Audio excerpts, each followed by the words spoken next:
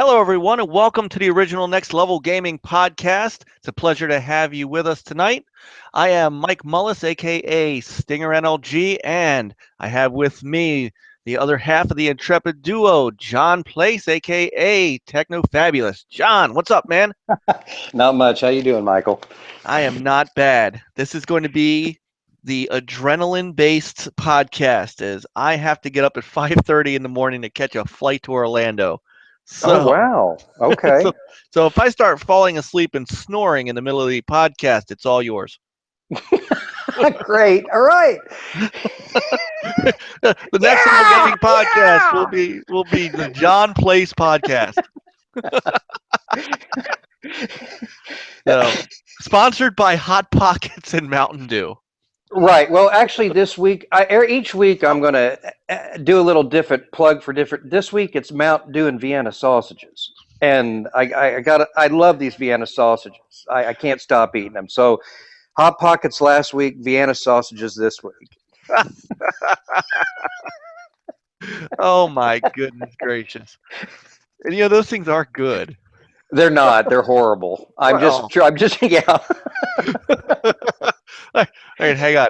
So this week's podcast is brought to you by Armor Vienna sausages, the official sausage, the official Vienna sausage of Next Level Gaming. Right. That's right. Oh my goodness gracious! I do have an extra Halo rec code from a Hot Pockets box that I may give out after the show, Michael. Maybe I'll pick one of the lucky viewers, and usually the codes are 2,000 rec points. So I'll probably choose a winner or something at the end of the show and get that out to somebody. Well, I'll tell you what we'll do, and this is how we gave them out in the past. We'll see who's listening at the end of the podcast, and we will give everybody a hashtag to tweet out to the official NLG Twitter, and then we can pick one from there. Awesome. So we'll see who's actually with us at the end. So we have got a lot to talk about. Oh man, I was gonna open up with the joke. Man, there's really nothing going on in the world of gaming this week, but everybody knows that's not true. So it's a joke that will fall flat. Oh, So, there's almost too much going on. It's just insanity. Really there's so many games that have come out in the last month that it's hard to A, keep track of all of it. B, it's hard to afford all of it. Yes. Well, that's the kicker. Yeah, I mean, you got Forza, you got Halo, you got Fallout, you got Tomb Raider, you've got Black Ops 3, you've got Battlefront, which hasn't even released yet. You've got all of those games that are on shelves right now, and I mean, it's just a crazy time. Oh yeah, and here in the United States, I mean, you got the normal $60 version, and then you've also got the $100 version. So I mean, you could spend quite a bit of money on all these new games. Well, if you're buying game bundles, you're spending $400 to $500 on an Xbox or a PS4 and upwards of. So I mean, that's why I've been cracking the whip. I've been forcing my fiance to work overtime lately. So wow. Yeah, she's a good gal, man. She's a good gal as long as she keeps working. Wow. So John will be spending the next week on the couch. Right. Send your sympathy tweets too. That's where I'm at right now. We got to get her on. I mean, even her gamer score is higher than mine. How is that possible? We have a lot of fun, Michael. Our gaming's kind of a family thing. I support her, she supports me, and she's a good gal to be with, man. We've had a lot of great gaming moments. She even goes to work and talks to her coworkers about the game she's playing and stuff. See. So it's we have that kind of energy in my household all the time. It's fantastic. Yeah, we're gonna get her on to to talk some games with us, Awesome. because that sounds awesome. And if you want a good co-op game, I would suggest Lovers in a Dangerous Space Time. I really Yeah, it kind of hits home. Yeah. well, it's one of those games that it requires the two of you to work together. So Right. hopefully you like each other, and hopefully after the game is over, you'll still like each other. As But long it's as it's not like putting up wallpaper or something at home, we're fine. well, look, at least your fiance does not throw your rec points out. So she gets points for that already. Oh yeah, that's no respawn for her if she did that. Oh my goodness. All right, so let's talk about what's going on.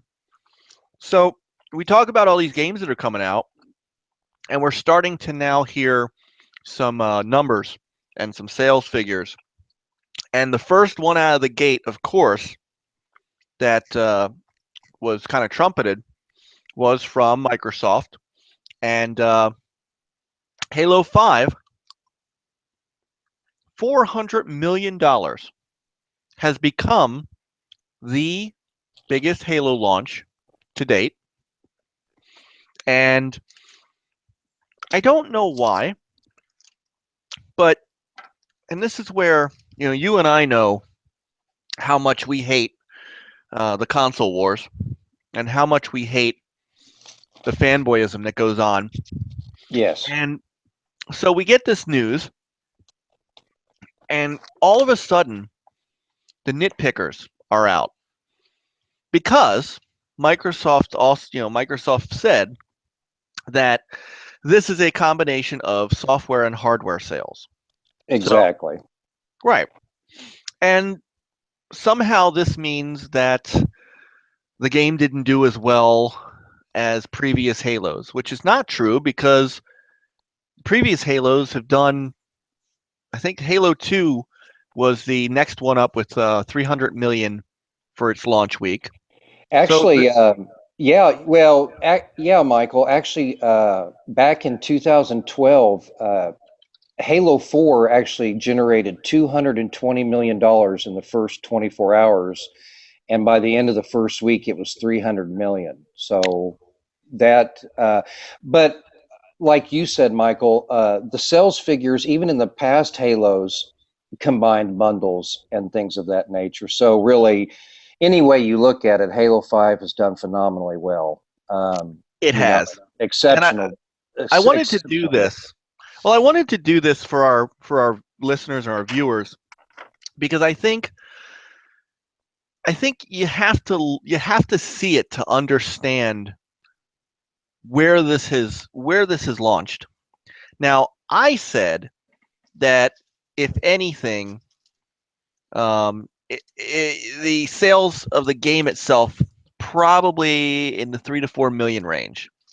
So I wanted to show people, and this is the beauty of screen sharing. Here's my trusty calculator. So I want to put up 400 million. Okay, $400 million. Let's say, just for the sake of hypotheticals, that Microsoft didn't sell a single Halo bundle. Okay, the $500 bundle. Let's say they didn't sell a single one of them. Every one of that $400 million is strictly game sales at $59.99. That would mean that Microsoft would have sold 6.6 million some odd Halo 5s. That would be a launch that would have rivaled Witcher 3 in a shorter amount of time, right?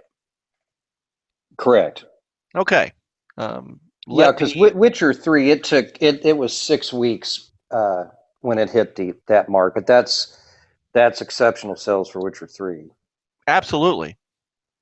Okay, so let's bring the 400 million back up. Now, let's say that Microsoft sold nothing but $500 bundles. All right. So let's divide that by the 499. They sold nothing but Halo bundles. That means that Microsoft would have sold 800,000 copies of Halo 5, considering that every one of them came in a bundle. So we know that neither of these two things happened. There's Correct. no chance that we're at either one of these extremes. So we're somewhere in the middle between 800,000 and 600,000, or 6 million, 6.6 million. So this means one of two things. They either did really, really well in console sales, or Halo is going to destroy the software chart. I think it's going to lean a little bit more towards software, but here's where my theory is, and you give me yours once I'm done. I'm going to bring the 400 back up. Okay. All right. I keep wanting to say like $1 billion, like Austin Powers. Sorry, sorry. I'm sorry. All this money stuff. Yeah, keep going. Yeah, Keep going, buddy. right. So I figured that I'm going to back that figure up. I figured that they sold probably $100 million worth of hardware. All right, so now we're sitting, here's where I got my 200 to 250,000 units. I kind of figured they're in there. So let's say they're 200,000 units. That leaves 300 million. People are, I'm telling you, people watching right now are going, what the hell is he doing? This is not math class. Hey, All I'm right. not going to stop your roll, man. You got the calculator thing going. I'm watching the screen, mesmerized. Just keep going, man. So we're at 5 million copies of Halo 5 if they only sold 200,000 consoles. Now, I originally was going to give a buffer for accessories and things, but then come to find out from Aaron Greenberg that accessories like controllers and things were not counted in this. This is strictly games and or console bundles. So I figured that we're somewhere in between. I figured we're probably down to about 4 to 4.5 million copies of the game sold, which is phenomenal for a single exclusive game, and about 250,000 Halo 5 bundles. So what do you think? Well, I mean, unless I think that's why some of the people have been given these sales figures a hard time, because there's a lot of things we don't know. There's, the fact that they posted the $400 million sales figure, but it includes sales of games and hardware. Well, that's kind of hard. We really don't. I mean, I really don't have any idea of how much hardware. It's all kind of speculation. I'm more concerned. I finished Halo 5. I just finished off 100% completion. I unlocked all the achievements. I'm hovering around rank 30 in the multiplayer. I'm more concerned about how long of legs this game has. If you remember back to Halo 4, Halo's always typically done very well at launch. What I'm hoping to see is that people continue to support this. I noticed that when Black Ops 3 and Fallout and Tomb Raider launched, I've been on my friends list the past few days, and as I've been gaming, and I have over 200 friends on my friends list, I've noticed that I'm not seeing as many people play Halo 5, and I hope that people continue to support it. That's because it's a fantastic game. The problem is you got all these games crunched in at the holidays, and everybody's excited to play Tomb Raider and Fallout. But I'm hoping that the community actually takes hold of Halo and supports it. I know that this week they're launching the big team battle maps for Halo 5. Yep. They also have 15 free DLC maps planned. We all know that Halo has always sold well. Personally, it would have been nice to see. In my opinion, it would have been nice to see just a straight out figure, not including hardware bundles. You know, even if they had to separate the game from that bundle, I would have personally. But we all know that it sold well regardless. But it's really hard to know an exact figure, actually, Mike. Well, and I guess this does tend to beg the question. This is something that a couple of people have brought up, and I certainly do agree with. What is what's the purpose in having the exact figures? No matter how you slice the die, no matter how you cut console sales versus game sales, they just made $400 million off of this game. Oh, and I agree with you, but you know how people are today. They want that exact sales figure so they can People, right. you know, it's just nitpicking, Michael. But they want to compare to past titles that have just announced sales figures on games and not hardware bundles too. I can kind of see both sides. I think it's nitpicking, but I think they're just wanting to know. You know, I'm kind of curious myself. You know, but it doesn't take away from the game. You know, or I think that's the issue. Is that it takes away from, to me, it takes away from the game as far as the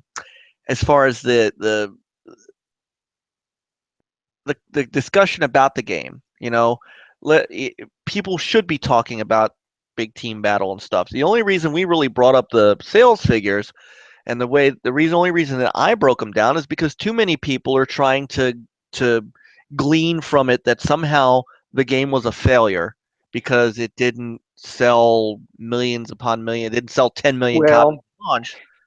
That's why I swooped in, and Techno Fabulous here did a little investigating to myself, and I've got some interesting stats, if you don't mind me.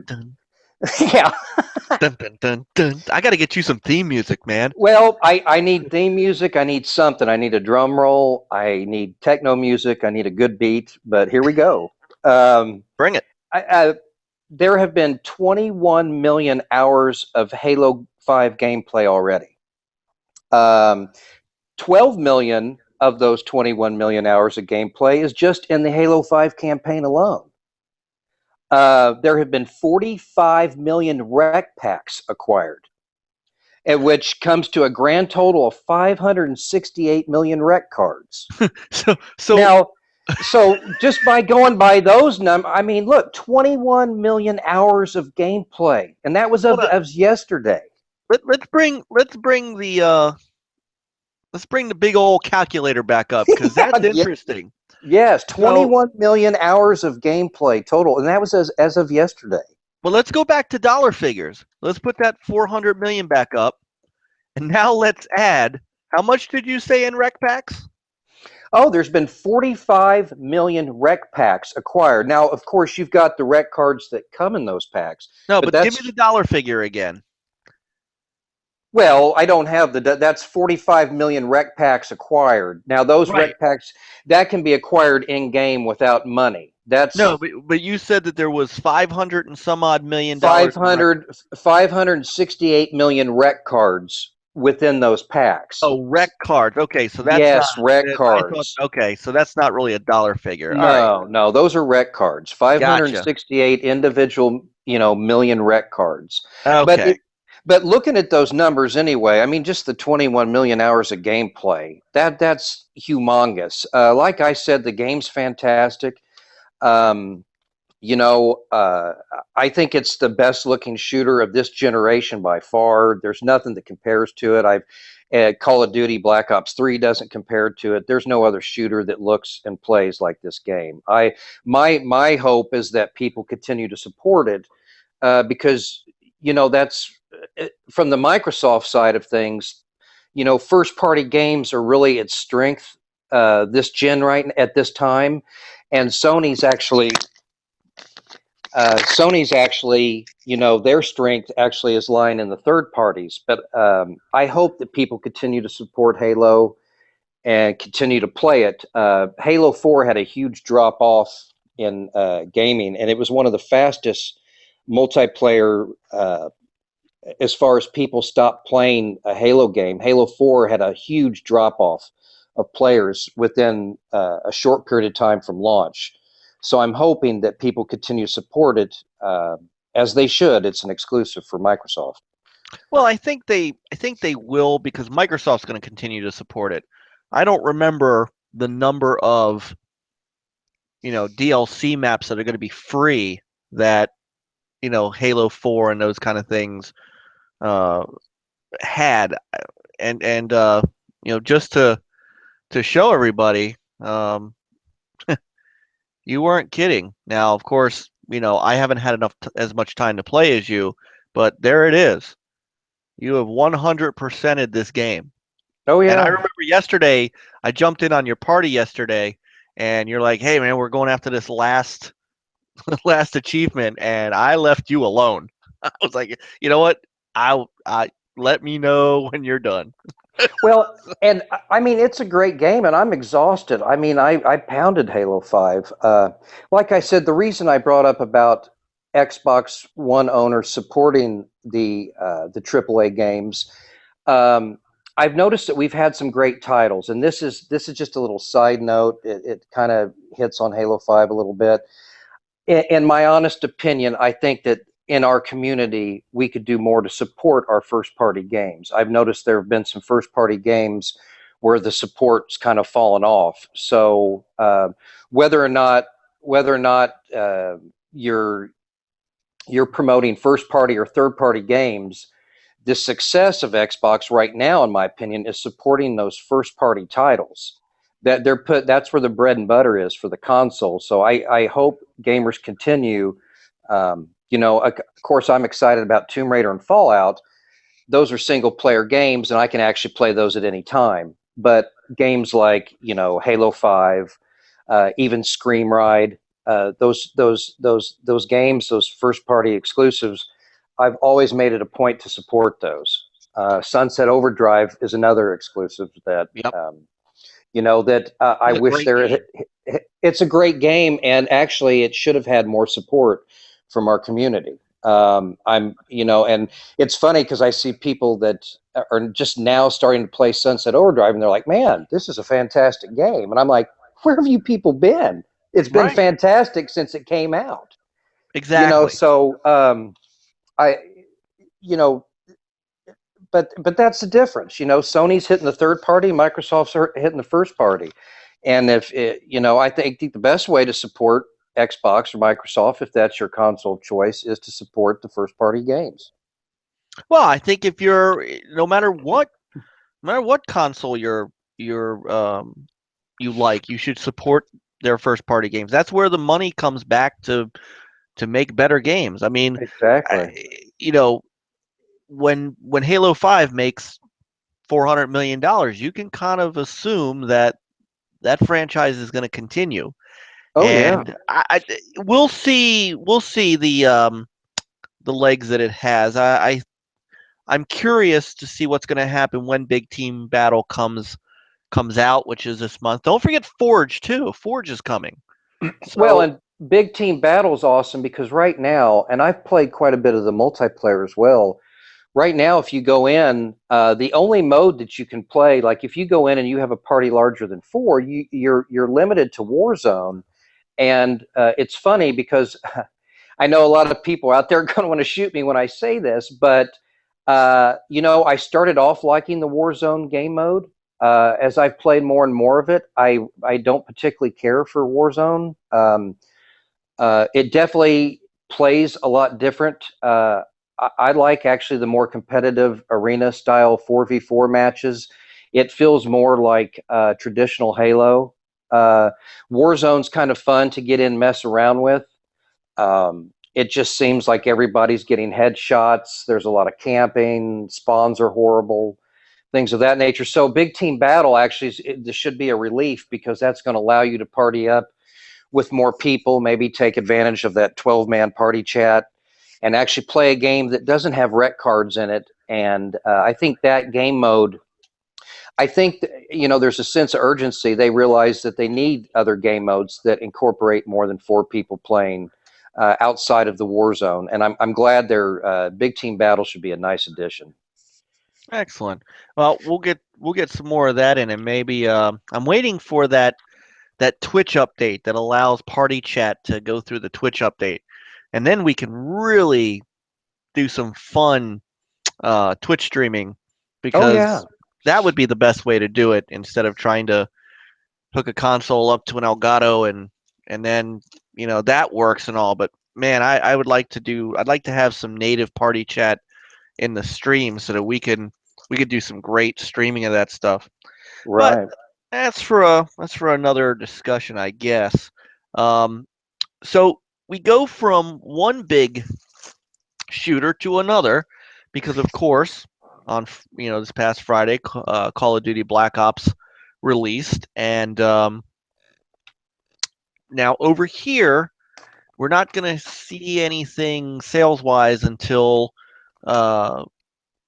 till Thursday when the NPD numbers come out, and so we don't know what's going on over here. However, we already have some UK numbers, and you can I think you have those for us. Yes, I do. If you allow me. I will indeed. Yeah, I've got some numbers here, and there was an article the other day that you and I both noticed, and probably millions of gamers have seen, and it was posted at several different gaming sites, and it was titled "Shooter Fans Switching to PS4," and this involved, this has been this article has been on several gaming sites since the launch of Black Ops 3. But I don't really have any United States numbers. But as far as the UK, there's some interesting numbers here. 91% of Black Ops 3 sales in the UK are on current gen consoles, the PS4 and Xbox One. Only 9% were on the 360 and PS3. And so at least that shows, which I've been screaming this all along, that people need to let go of last gen consoles. Mm-hmm. We need to move forward. The PS3 and the 360 are both great consoles. We have very good memories. I just feel as a gamer, it's time to move forward. Well, and we're going to talk about that in a few minutes too. Okay. And look at the difference between this Call of Duty, between Black Ops and Advanced Warfare, where 68% of Call of Duty games were on current gen consoles. Right, and I feel a lot of it has to do with the way the the game came out in the end. If you look at the PS3 and the 360 screenshots, and you know how they nerfed that game a ton. Yeah, I think that it's been obviously nerfed on purpose, which that's fine. We need people supporting the current gen consoles, but the PlayStation Group marketing manager, which is Lauren Bradley, that's primarily where this article came about. And Lauren Bradley stated that the shooter audience is tending to switch over to PS4. I don't want to get into the console war thing. I'm very neutral on this. We all know that Sony has the exclusive rights to the Time DLC with Black Ops 3. It would make sense that there are some more people coming over to the PS4, especially with competitive gaming and with their exclusive deals. One would expect to see a little bit higher numbers. And they're also claiming that Star Wars Battlefront is going to see a huge increase, and Sony's already had that huge deal with Destiny, which has been very well for them. So they feel like, at least Lauren Bradley feels, as if there are more people switching over from the comments that's been made to the PS4. What's interesting about this, though, is that as far as Black Ops 3 is concerned in the UK, even with the exclusivity deal that Sony has, the split so far is, from what I'm getting some figures, that 48% PS4, 43% Xbox One. Now, I know that the Sony console sales are very high in the UK and over in Europe. So, you're only talking a 5% split. So pretty much, you know, any way you look at it, it looks pretty even. PS4 owners, Xbox One owners, it's almost 50-50 split of where that game's being purchased from. The margin isn't that great, and you know it's still early, so I don't have past numbers to compare with. But we all know that Black Ops. We knew that it would sell well. Call of Duty sells well. Period.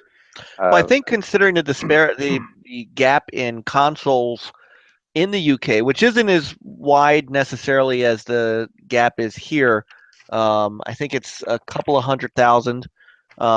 So proportionately, you know, you kind of talk about, you know, per capita, you know, per install base. That is pretty good for both install bases. I mean, it's excellent. You're almost talking about selling the same amount to the install base on one as the other. So 48 to 43 is your overall split, but it sounds like that it's done you know, an excellent job on both consoles. And look, Treyarch and Activision have to be happy, and we haven't even seen what it's going to do over here yet. Yeah, and what's funny about it, I usually, you know me, Michael, I love all shooters, and usually if it shoots, I buy it. And I know some of the listeners out there, they may cringe when I say this. I'm not sold on Call of Duty this year. I may even not purchase the game this year, and this is just, and it has nothing to do with Activision or anything other than for me, Michael, I think that a game is more special when you don't have a yearly release of it. You know, down through the years, I've always bought every Call of Duty, but I've actually bought it out of habit, not because I actually wanted the game. There's a lot of improvement in Call of Duty as far as using dedicated servers for all matches. And I'm not seeing that with, I'm seeing a yearly release. To me, Black Ops 3 is pretty much, to me, it just reminds me of Advanced Warfare 2. So, I mean, it may, you know, and I may get it when the game's on sale or a little cheaper. For me personally, I just wanted to kind of toss that in there. You know, that's just, in my opinion, I'm just tired of the same old COD every year. I'd like for it to go back to an older war. I really enjoyed the World War II Call of Duty games. Maybe because they were simpler, you know, you more relied on skill and not to say that there aren't skilled Call of Duty players that are playing the Advanced Warfare stuff. I don't want to disparage people who spend a lot of time, you know, getting used to the exoskeletons and stuff like that. And to be honest, you know, because I can say that I've spent a lot of time with Titanfall trying to learn that, and that's. But when I, you know, my memories of Call of Duty before all this was, you know, World at War and United Offensive and these games that you know, you had stock rifles and pistols that didn't auto aim and things like that, and you know you had to work for it. And I like the setting too, that Band of Brothers kind of thing. So I agree with you. Mike, you're right. You hit the nail on the head. I mean, in past Call of Duties, they actually had real guns, not these. I mean, they actually had real guns. You actually had a little bit of history on the war. And I have nothing against like modern warfare setting. It's just that to me, Call of Duty is becoming, I think, gimmicky. I mean, it's all about perks, little tiny maps. It's a Twitch shooter. It still has a large audience, but Black Ops 3, even as well as some of the numbers show, this is only the 7th best-selling Black Ops at this point in time. So if you compare it to the other Call of Duties, there is a decline in the game. And I will point to, and there's a definite decline in the game. I think what would save Call of Duty, I don't think they need a yearly release. They don't need they don't need Treyarch, Sledgehammer, Infinity Ward, even though that they claim that each title comes out and they have a couple years to work on them. They all collaborate. All those studios collaborate and help when they bring out a game still. So My point is, it's kind of becoming like Assassin's Creed, Madden, FIFA. I mean, people love those games, but man, every year it's like, okay, we got COD this year, we'll have COD next year, there's no break. So, in my honest, it's kind of losing its fame, so to speak, its luster. Well, it's Um, also, speaking of, you bring up, yearly titles like Assassin's Creed, Syndicate had an issue out of the gate with sales because people very much remember Unity, which wasn't that far back. And and so, I, you know, oh they yeah, they had to deal with people, there's just not enough time for people to forget how bad Unity launched, and they almost expected Syndicate to launch that bad. And Ubisoft was very straightforward in saying uh, they they took a hit, and yeah, I saw a lot of people when Halo 5 came out say, well, I didn't like Halo 4, but that certainly didn't stop Halo 5 from selling. So there's just been so much time in between that I agree with you. I think the yearly thing is not it's not the and then you end up with a calendar. Um, you know, you have to figure out, when to shove in uh, a Fallout 4, when to shove in a Battlefront, when to shove in a Tomb Raider, because you can basically set your watch to when Call of Duty is coming out every year. hmm. You can set your watch to when Madden is coming out every year. You can, those are the things that all of a sudden now you have to plan your game, and it could be a new IP.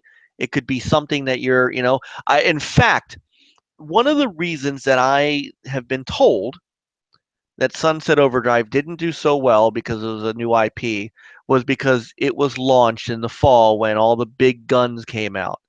Well, yeah. I mean, how can Sunset Overdrive compete with Advanced Warfare, compete with the yearly thing that is Call of Duty? So I can actually understand your point. Well, and like I said, and this is nothing bad against, like I said, I've been a Call of Duty fan for years, but like when we started this podcast, or I started with you, Michael, I just want to give a fair and balanced opinion, and I'm kind of playing the devil's advocate here. I'm not one of those guys, um, pardon the expression, but I kind of like to call out the BS when I see it. And I think that some of the COD players out there deserve more. I mean, Activision has made billions of dollars off the Call of Duty franchise, and I don't see them putting that money back into the series to make it better. Yeah, It's we just, talked about that last week. yeah, it's just year after year, other than a fresh coat of paint. I mean, if you've played past Call of Duties the last few years, you've played this Call of Duty. Okay, you throw in the zombies. The kids love the zombies. Ooh wee, zombies. I mean, and it's getting to the point to where it's just gimmicky. And at least with Halo 5, you've got some separation in between Halo 4, so people have had a chance to play some other games. They're hungry for Halo 5 again. Call of Duty, I mean, before they're out with the last map pack, they're already advertising the next Call of Duty. They don't even give you time to digest the previous game you just purchased.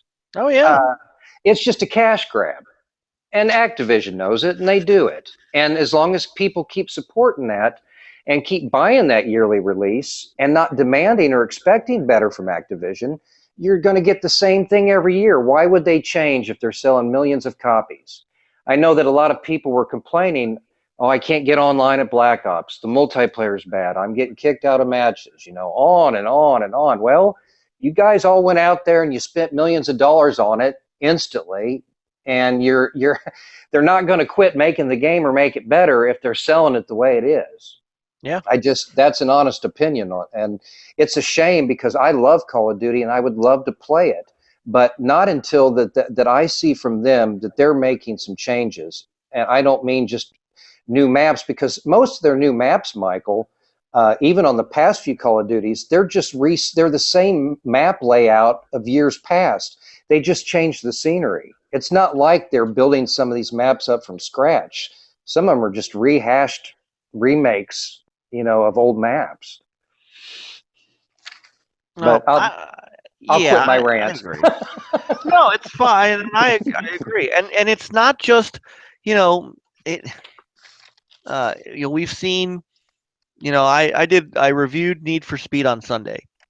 People probably, and this was why I think this is why they rebooted it. I don't think people don't realize that Need for Speed does the same thing. Need for Speed came out this year. Rivals was in 2013. Most Wanted was in 2012. The Run was in 2011. Hot Pursuit was in 2010, and it just goes on and on. I mean, when I talked about Need for Speed, it was, and I mentioned this in the review, I believe it's the 21st one in the series. And that goes back to when I played it originally, back in 1994. And and just like on the Xbox side, that's why Phil Spencer, with these new IPs and some of these new games that, as far as that are in the Xbox lineup, I think it's brilliant, because I think what even Phil realizes is that people, they love video games. We all love to play. We all have our own opinions, on what game's good, what game's bad. We all complain about things.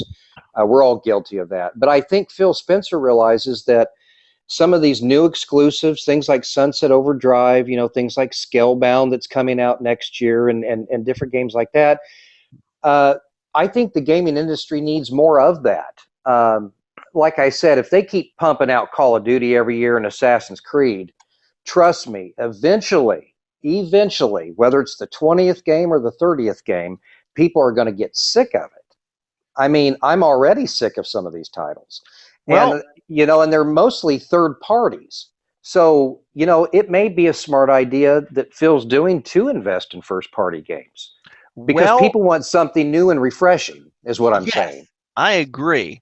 But that brings up something else that that Sony said, that if you follow me or you've heard me in the past talk about this, so Sony is going to do very, very well marketing Call of Duty Black Ops and marketing Star Wars Battlefront, and we already know that they've done really, really well marketing Destiny, and they did very good marketing Batman Arkham Knight. So these were games, and of course they're marketing Assassin's Creed and these kind of things. They are not going to slow down in any way, shape, or form next year. They've already said flat out, we're going to continue to do this. Now, this was Microsoft's strategy in the Xbox 360 days, and it worked for them. Sony's going with this strategy now, and I agree with you that I think the first party games are where Microsoft can show off a strength. However, I think that they continue to miss the boat when it comes to at least having some third-party marketing support. And I get that Fallout 4 is their current big one, but Fallout 4 could have also been pre-Phil taking over. And we do know that Microsoft has been very sketchy with the deals that they currently have, as evidenced by, I always bring up Witcher 3 and that debacle, and I bring up the what I consider, the stabbing in the back of Square on Rise of the Tomb Raider, which is why I think Microsoft is pretty much all but kind of quieted out on that. They're it's like they almost don't even care about their third party deals. And I kind of agree with you. Look, we all know that Xbox, if you look at the two companies, and I own both consoles. I love my PS4. I think it's a wonderful console. I love my Xbox One. I also think it's a wonderful console. I play games on both. I don't get involved with the console anymore. I'm very objective about everything. Both consoles, and like the third-party deals that Sony's doing, I mean, I agree with you. You got to have. It's okay to do first-party, but you got to have a little bit more third-party because I think the third-party. If you look at the third-party deals that they've got, I mean, they've got COD, Star Wars Battlefront, Destiny. Those are some of the biggest titles. Well, and what And happens is it's and from a not money just standpoint, I mean, it's guaranteed that it's going to do well. I mean, you got EA is expecting 13 million copies of Star Wars Battlefront. they had Okay. 9 million in the beta alone. Right. So, and we've got the Star Wars movie. I've already purchased Star Wars Battlefront. It's already installed on my Xbox One.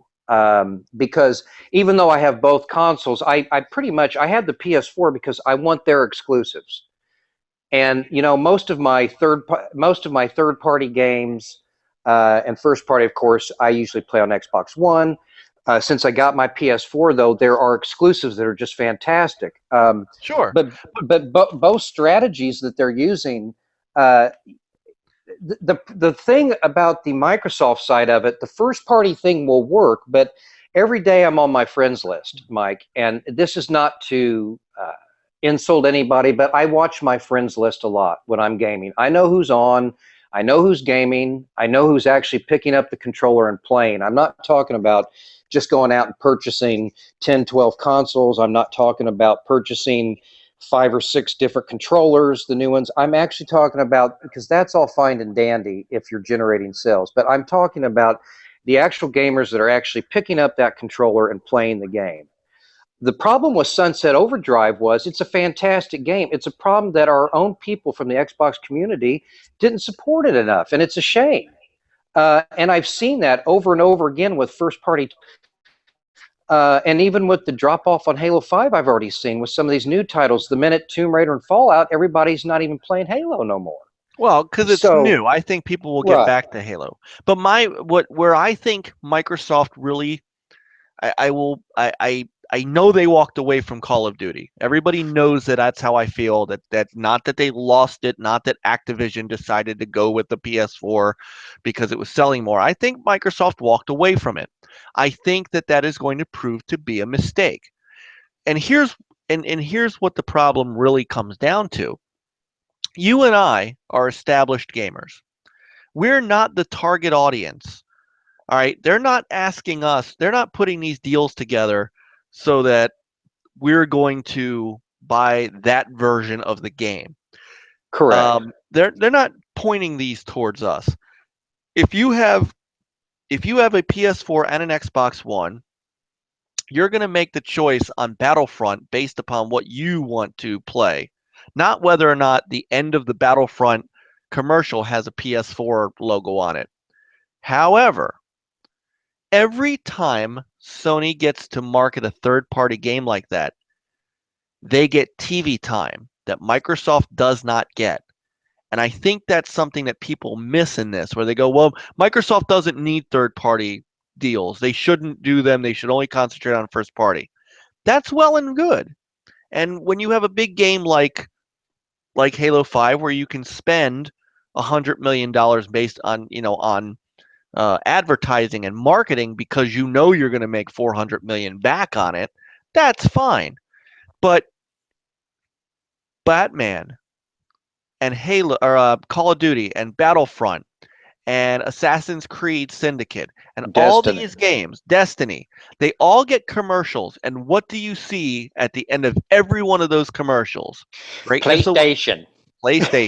Yeah. And so you begin to associate those games with PlayStation and don't think about, well, are those on the Xbox One too? If I go out to the store today, can I also get that on the Xbox? And so you lose TV time. You lose the ability to tell your fans or to tell potential buyers, hey, this is on our console, this is on our platform. And they can't do that on Twitter to a casual fan base that doesn't follow Twitter. Well, and I agree. And this is kind of a funny story on the lighter side of things. I was in Walmart a few weeks back, and we were doing some grocery shopping. And every time I go to Walmart, I can't help but go back to the video game section. So as I stroll back there, I'm looking at different games. I'm looking at the Xbox One games, the PS4 games, and one of the sales associates came around and asked me. They actually recognize. I mean, and they even know me by name. They said, "John, you looking for something?" And I said, "Well, I was just actually looking at Star Wars Battlefront for the Xbox One. I was going to get a hard copy for my brother because I already have the digital copy purchased." Well, he said, "Oh, I didn't know it was on the Xbox One. I thought it was a Sony exclusive." And I've heard this time and time again. Um, like I said, I agree. I think Microsoft's doing a fantastic job with their exclusives, but you don't want to give up all your third party because that involves advertisement. And right now, Sony has a lot of advertisement out there, and I'm not saying that's great for Sony, and I'm glad that they're doing well. But advertisement is everything. You've got people out there in stores, customers that come into GameStop, customers that come into Walmart. I've heard my friends from the UK even say there's no advertisement for Xbox anywhere. Until Halo 5, where they had that mural painted on the side of the building, you just don't see enough advertising. So my honest opinion is when it comes to advertisement, that's where Xbox One is really taking a beating, and they can They do better are. than that. And Because they're dominating the news cycle, Microsoft, which is why a lot of our podcast tonight is centering around Microsoft. I've said this before. I said this when we first got started, when the NLG first got started. There's going to be points in time where we're going to talk more about Xbox and PlayStation, and there's going to be times where we're going to talk more about PlayStation and Xbox. of This course, week yeah. is sort of going to be a bit Xbox heavy. We've got some more Xbox stuff to talk about because right now they're dominating the news cycle. And what's crazy about that is they're dominating the news cycle, and it doesn't matter because Sony is dominating the airwaves. Exactly. And it's just, it all And that's comes where the down to money's going to be. marketing. Marketing is everything, and perception is everything. I mean, you can have the best exclusive games in the world, but if you don't market properly, right now, Sony's in a position. I know some people are saying, "Oh, Sony doesn't have any good games," or they don't. I got news to tell these people out there. Sony's got some excellent games on their console. Of And course they like do. I said, I'm being very objective about this. I'm not going to hate on either company. These are just my opinions on what I see as a gamer that's been gaming for 35 years. It's pretty much common sense. Uh, People associate all these big titles, they think they see greatness awaits. They see PlayStation. You see the TV commercials, and that Sony doesn't have to have a lot of AAA exclusives because their marketing is fantastic. That doesn't mean that they don't have good games on their console. They're just taking a different approach to it. And advertisement is king. I mean, we associate the types of music we like, sports teams, everything we watch on television is associated with advertisement. And, now the local coverage, like you said, Michael, I agree. If you get on Twitter, you go to these gaming sites, in a close knit group, everybody knows about these wonderful first party games that Xbox has. But on a global scale, the advertisement is just not there and it is lacking. I mean, Oh, that's just my honest opinion. no, I think it is. And I think a lot of it comes from the fact that there is very little leadership in the third party relations part of Xbox, and Phil Spencer is a first party guy. He was head of Microsoft Studios. So, of course, as I have said in the past, he wants to showcase Microsoft Studios. And there's nothing wrong with that. That's beautiful. But, there was a time when uh, Peter Moore was the third party relations guy at Microsoft, and his job was to go out and get exclusive content for Grand Theft Auto or to get these exclusive deals on games.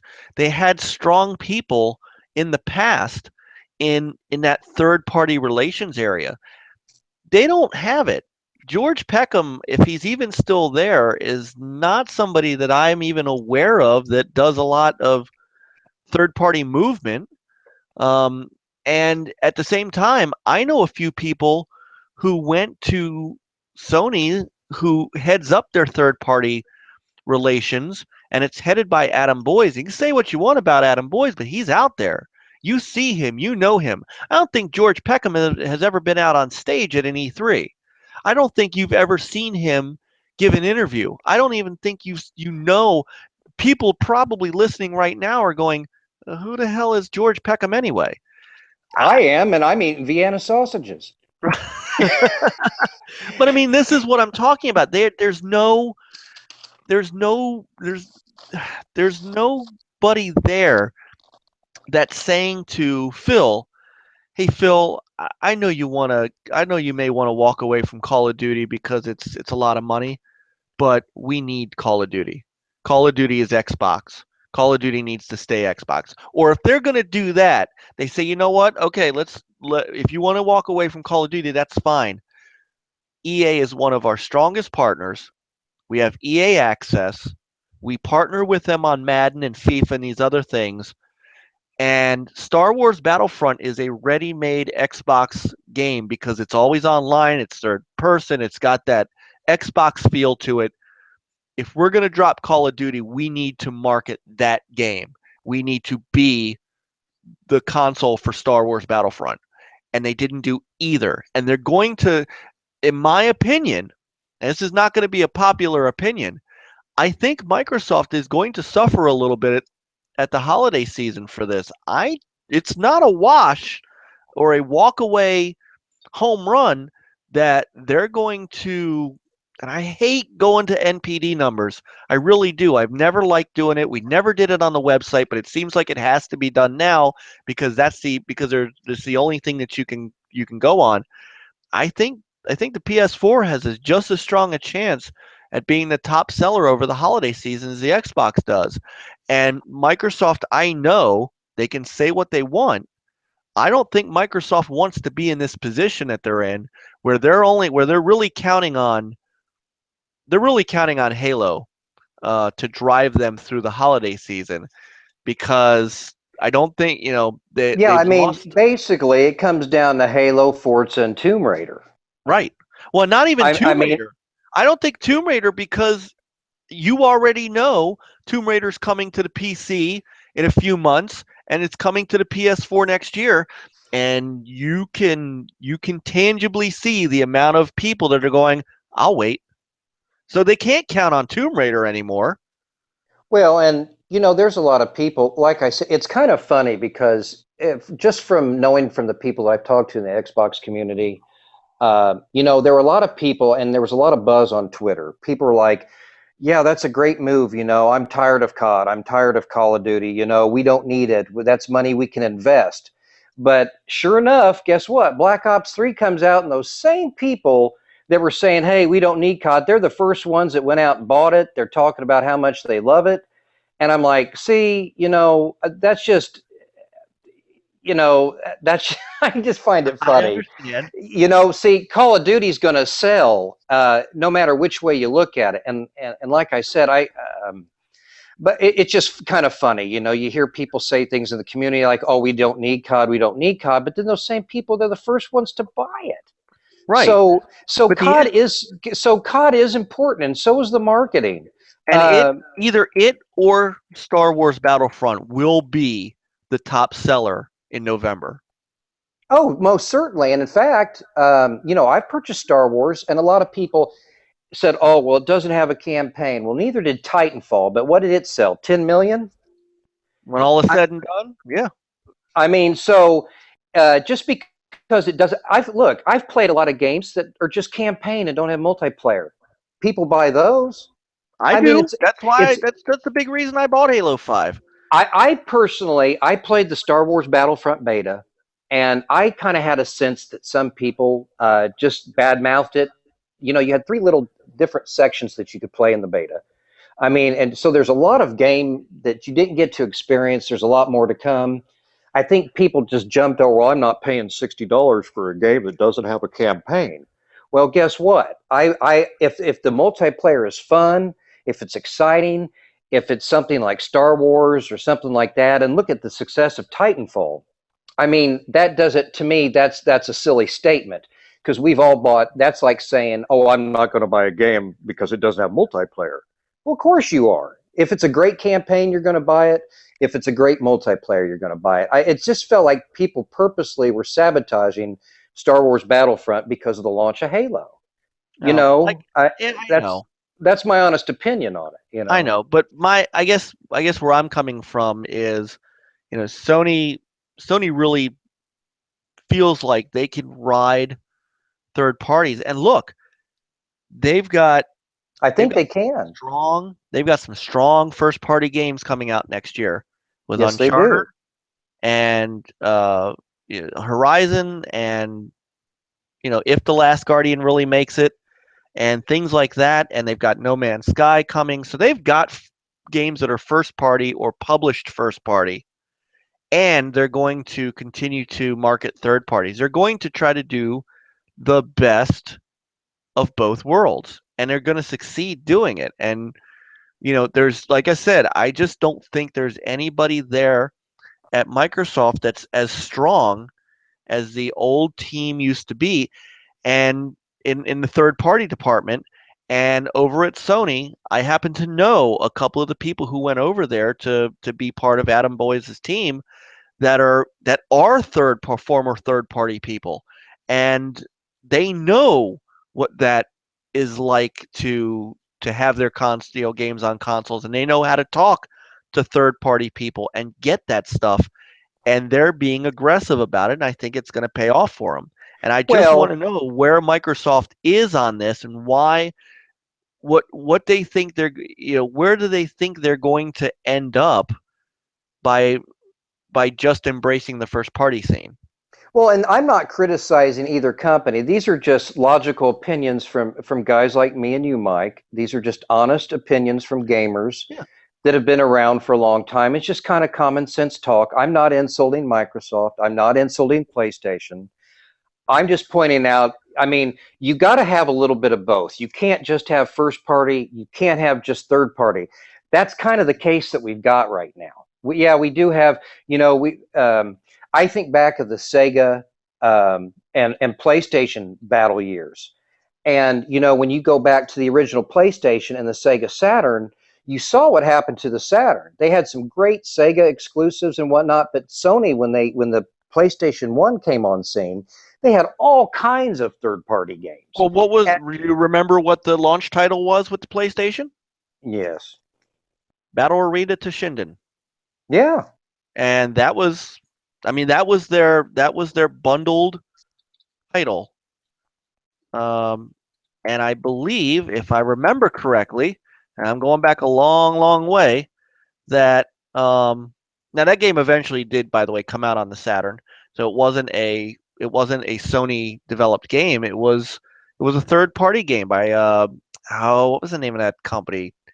Tamsoft or something like that. And they launched that with a third party. In the Xbox 360 days, they leaned heavily on third parties.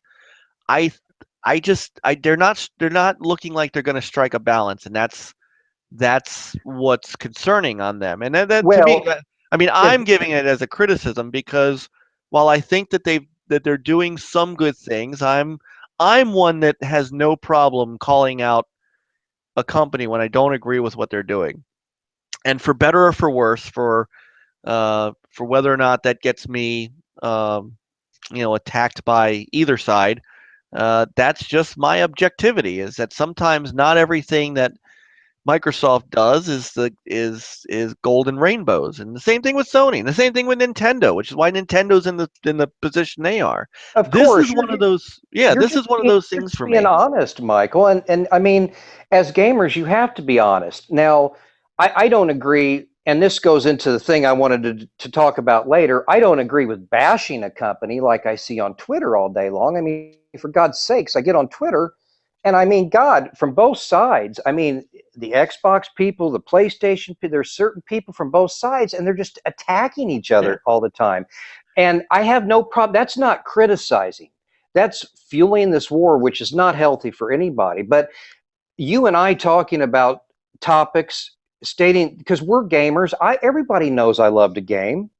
And there's probably some people out there, when I got my PlayStation 4, you should have seen the harassment I got over it. people said, "Oh, John, you're a traitor, or you don't care about Xbox anymore." I mean, some of my friends don't even talk to me in party chat anymore, Michael. It's ridiculous. That is I mean, ridiculous. people need to grow up and be mature about it. And I mean, I'm not going to mention any names, but heck, I got on Twitter yet, the last few days, and people are like, "Well, Halo's already on decline. Black Ops 3 is out." And I'm thinking, man, where does all this negativity come from? I mean, here Microsoft's putting out these great exclusive games. They need to get their butts out there and support the first party games. I mean, if right now, if you want Microsoft to be successful, you've got to support those first party games. You have to. And I know who's playing and who's not. I know who's on Twitter all day long, doing podcasts all day long, and who's not playing. So, I mean, I'm kind of like the best of both worlds, because this podcast stuff is new to me and I thoroughly enjoy talking gaming, but everybody knows that I spend hundreds of hours gaming and playing. I don't, my intention to come on you with the show, Michael, was to help NLG. I would like to get more involved with gaming, but I'm not trying to become famous. I'm not, I don't want to do what BGST does. I don't want to do what some of the other podcasts do. I'm not, I want to help pick up subscribers. I want people to come in and be able to listen to gaming news and know that guys are going to be objective about it. I'm not going to sit here and bash Sony. I'm not going to bash Microsoft. I want to talk about the facts of gaming. I think that's very important. And, I'm kind of getting fired up about it. Well, but what we do, so, and there's issues in the main media, the IGNs, the GameSpots and stuff, where you can plainly see that there isn't anybody that will call it down the middle. But that's what we try to do. That's what, if the official Twitter feed that we have, we post and tweet and retweet news from all over the place. We're talking today about Call of Duty, and there are good things that Sony is doing that we're talking about, which is the third-party deals, which is going to be very lucrative for them. There are good things that Microsoft is doing, like Halo 5 and all these kind of, the exclusives and things like that. So, you gotta be able to look at what they're doing wrong too. And so this is why we talked about, whether or not where's Microsoft in the third parties. Right. So, but you can do it without a lot of the flame throwing. And I think that's what we bring to the table here, is just, we're calling it as we see it. Well, yeah, and I'm glad I had an opportunity to come on with here. And like I said, I'm new to this, and like in reference, and I everybody that does these different podcasts, I have a lot of respect for people, and they're entitled to their opinion.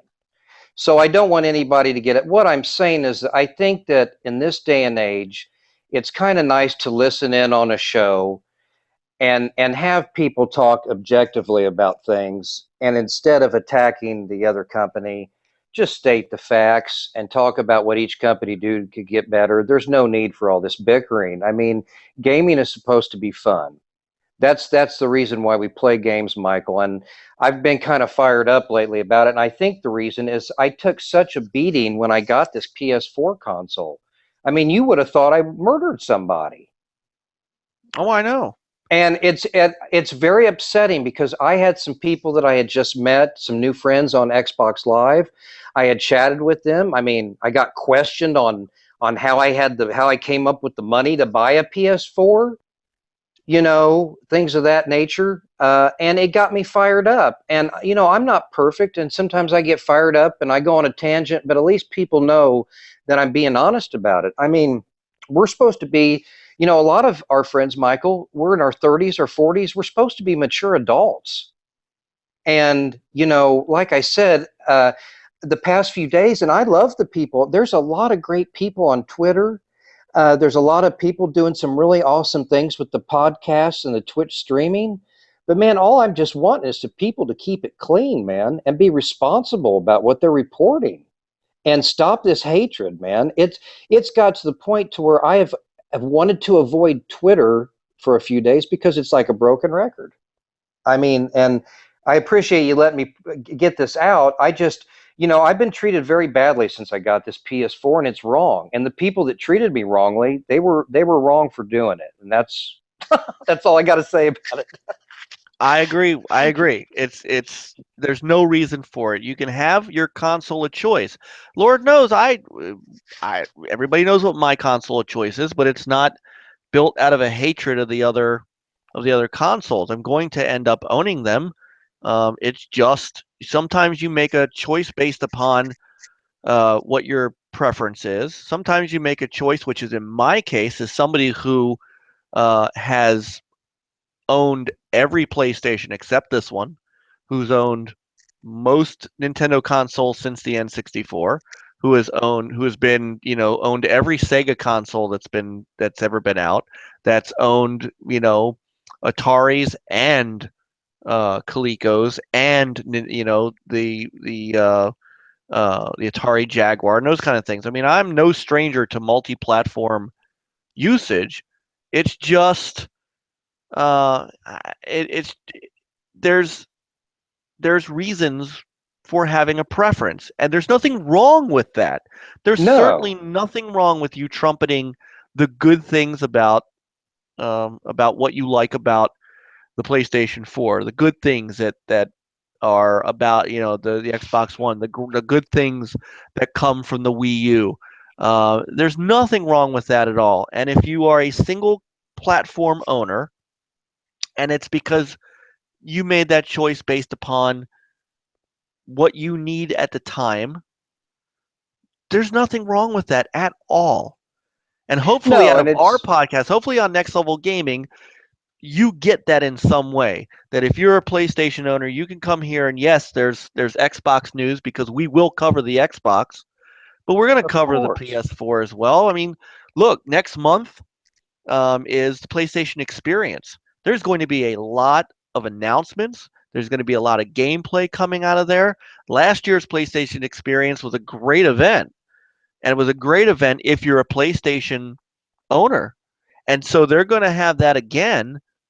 And the podcast that I did solo a few weeks ago was right after Paris Game Show. So what do you think I dedicated 45 minutes of the mic cast to? Was to the Paris Game Show, because that's what we're here for. We're here to pick up the slack for even the big media sites that have to get their little dicks in, that have to get their little digs in, not just at the console, but at you games. said something else. Right? You can't, yeah. Right? When somebody like when I'm not going to name them because I don't want people clicking on them either. Give you a great example. PlayStation View, the TV network, added ABC and ESPN. They're owned by the same, and so one publication actually had to take a shot at the Xbox by saying, "Oh, to match the Xbox, PlayStation adds blah." And I'm reading this and I'm going, "What does the Xbox One have to do with what new channels showed up on the PlayStation View?" I mean, exactly. And why did you have to specifically mention it? Why can't you just say PlayStation View added? And so that's how we reported it, was PlayStation View added X channels to their viewing. Whenever when we talked about, when we tweeted out about the Halo 5 stuff or things like that, there was no Halo 5 came out and blew away every PlayStation game that's been out all year. I mean, we didn't do that, and we don't do that here. Well, and see, that's what I'm talking about. You hit the nail on the head, and it pours over. And I notice it even on Twitter, like with all these great Xbox exclusives. What do you normally hear on Twitter? The minute these great games come out, some people within the Xbox community are automatically, instead of celebrating the Xbox One games and being proud of them, which they should be happy and rejoice. that doesn't give you the right to start throwing stones at Sony saying, aha, look at them. They don't have any first party games. I mean, that's at that same, like what you just said about that news article, that same thing feeds off into the community. I think as a gamer, people are more respected when you take your victories like a true champion and you hold your head up high. And just like Phil Spencer said, you don't have to badmouth the competitor. That's not, he finds the console wars distasteful. Phil Spencer said it from his mouth. I've quoted it a million times. Phil Spencer does not like the console wars. He finds them distasteful.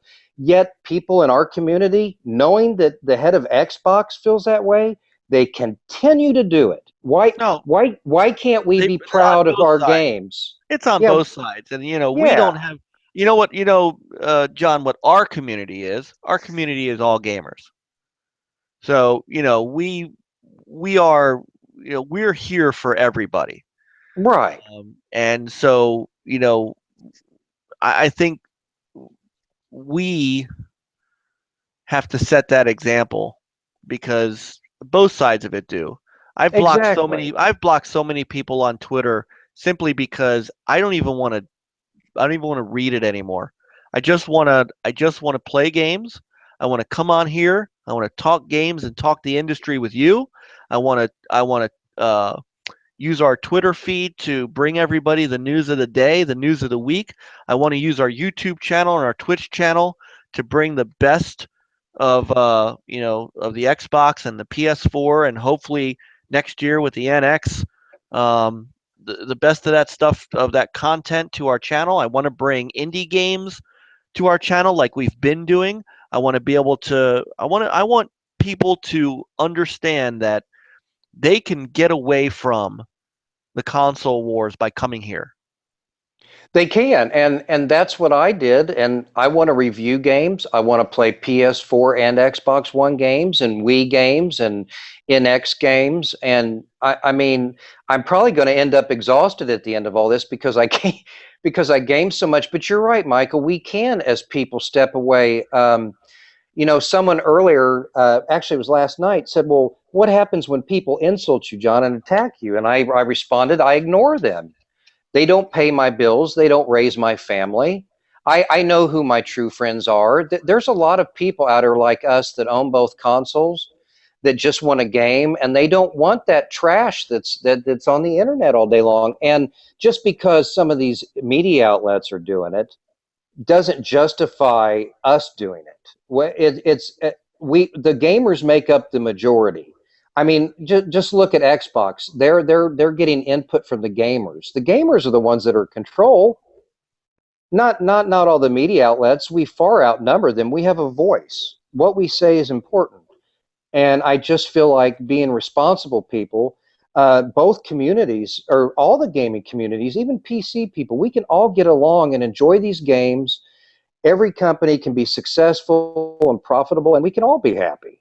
And No, that's and that's not just being wishy. That's not being lukewarm or waving a white flag. That's being honest and being truthful about it. You and this know is the place to do it. So exactly.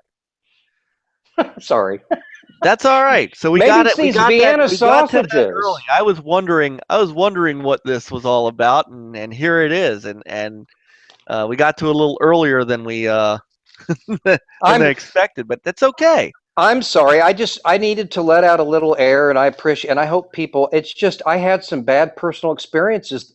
You The really did, minute and and I saw it, and it sucked, and and my it really close did. And friends know what happened, and I'm not going to get into it. I'm just going to say that I was treated very badly by certain people because I bought another console, and I was even so far as to being called a traitor and this and that. I'm not a traitor. I love Xbox. I mean, that's just ridiculous, man. But that's the type of gamer we deal with today. But now now you You love know PlayStation 2. It's okay. It really exactly. is. It It is really okay, honestly is. and it So, opened my eyes. You know. well, and landed you here where, like I said last week, I'm the big winner. So, thank you all. Thank you all for getting John over to Next Level Gaming. That's all I can say.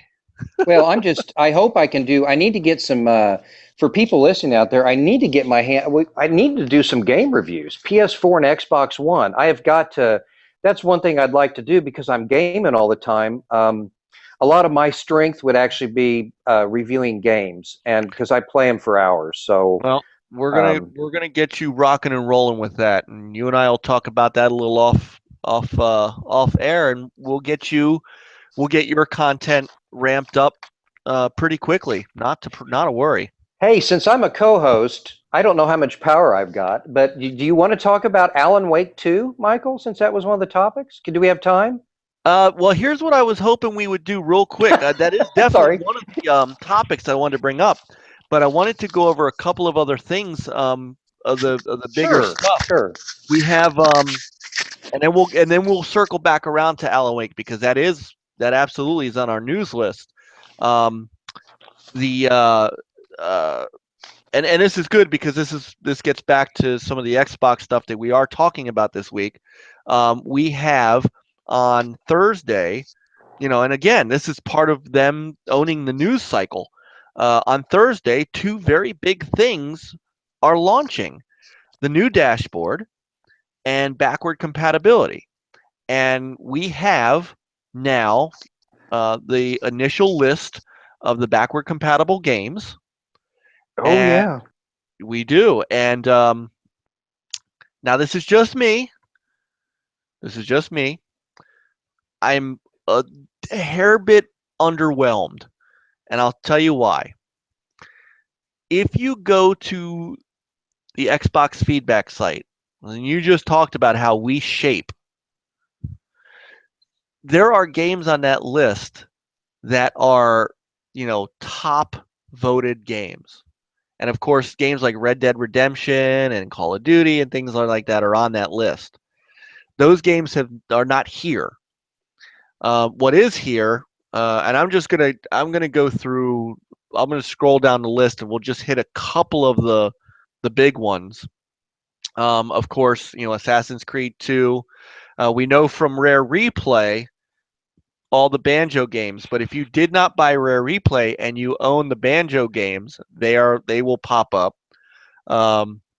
Borderlands, the original Borderlands, Gunslinger, Call of Juarez Gunslinger, which was a pretty good game.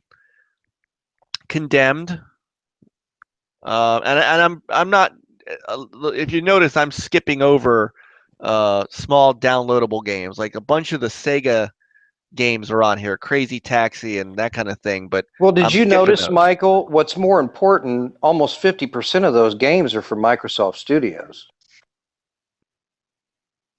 Um, I'm looking at the list here right now of some of the backwards compatibility list, and I'm counting 38, 39, 40 titles say that they're just something I'm throwing out there, which I would assume it's easier to get because of licensing or well, some of it is the getting Rare the Replay game. rights.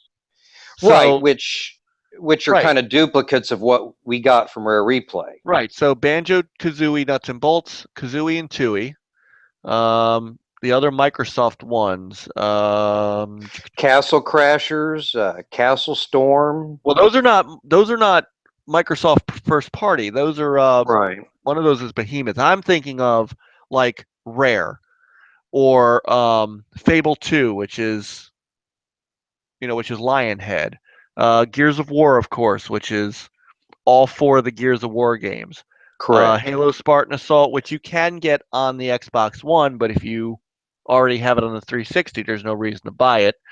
And we said, And the Gears Cameo and the Gears games you get from the Ultimate Edition anyway. right, but if you already own them, they'll pop up as backward compatible. Correct.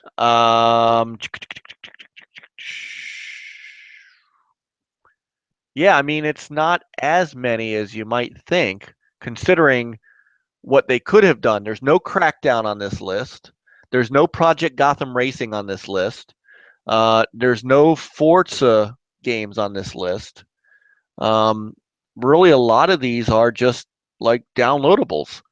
Right. Like you were I mentioning, mean, Castle Crashers and Storm and Centipede and Millipede and I mean, Dirt 3 was Dirt 3 Halo is Spartan the Assault. Yeah. which was a free games with gold, and I actually recently got 2 messages from Xbox Live where I got codes that I still could actually give to somebody if they need one. I mean, I've already got Spartan Assault, so I've already got free codes set for it and everything else. So some Oh, of we these, should do some giveaways for that. yeah, But now I have some of these. So like I have discs of Tron. That should be cool. But like Fallout 3, of course, because Fallout 4 and the Rainbow Six Vegas games are on this list. But I mean, I'm not seeing anything. South Park Stick of Truth, that's a good one. But I'm not seeing anything else that really jumps out at me that just, I don't know. Now, they did say that games such as Call of Duty and those kind of games are coming. So this is just a starter list. correct. I'm not overwhelmed with the list, but it is the starter list. It's 104 games. I'm Well, assuming that they're going to continue to ramp up. We'll just it's because Mirror's Edge is on this list. That is kind of a big one. yeah. I did see it. Of course, Mass Effect, which we knew about at E3, but Mirror's Edge, the original Mirror's Edge, is on that list. So that's a good one. If you had not played Mrs. Splosion Man, I love the Splosion Man games. I'm Oh, surprised those are actually great. that I'm surprised the original isn't. And Super Meat Boy is on this list. But I But mean, I'm not. I guess what I said when I read some of the comments, and there were a lot of people that were not like overly happy with the initial list. Now, I was kind of neutral on it. I have a different take on it altogether. I mean, this is kind of what I expected. Um, I wasn't expecting like all the greatest, lineup of games to immediately come out. And this is giving Microsoft the benefit of the doubt. I mean, I know they've been hard at work on the backwards compatibility. So I mean, I don't want to judge too early. Now, me personally, I wasn't a big fan of backwards compatibility when it was first mentioned, and a lot of people. I know a lot of people probably want to shoot me for saying that, but I still am one of those gamers that I think we should be supporting the next gen consoles and the next gen games. Now, I realize that there are a lot of people, backwards compatibility has its place. A lot of people have made digital purchases.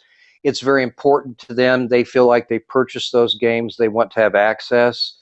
But the reality of it is, with all these great games, we just got done talking about, there's so many great new games coming out that people either A, don't have the money for all of them, or B, don't have the time to play them, or C, they're on Twitter all day long. So even when they do get some great BC titles out on the list, the only time I'm going to be really playing a backwards compatibility title, and this is just me personally, is like during those periods where there's a lull in gaming, like during the early summer or late spring, to where there's not much coming out. That's going to be a time for me maybe to hit some of those old titles, but I'm actually more concerned about the new games and the new titles. So I mean, it's great for both sides. I basically, I guess what I'm saying, I can live with or without the backwards compatibility. It is not an issue for me, just like I can live with or without background music. I could care, either way, whether we have it or we don't.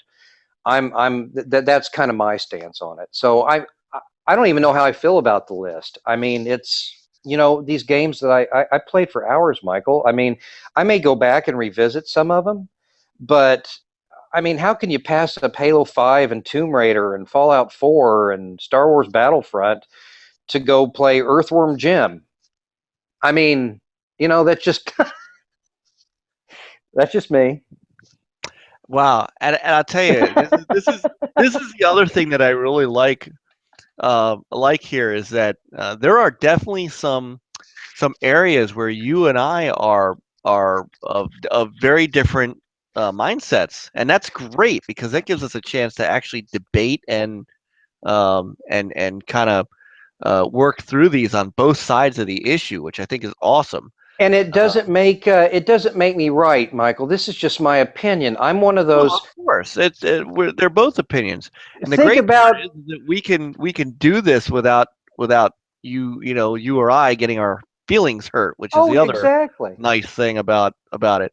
So Think of my take on the backward compatibility, which I kind of agree with what Microsoft's reasoning is. This was one of the things that when I talk about what I think Microsoft has done wrong, I also want to bring up what they've done right. And I think backward compatibility is it.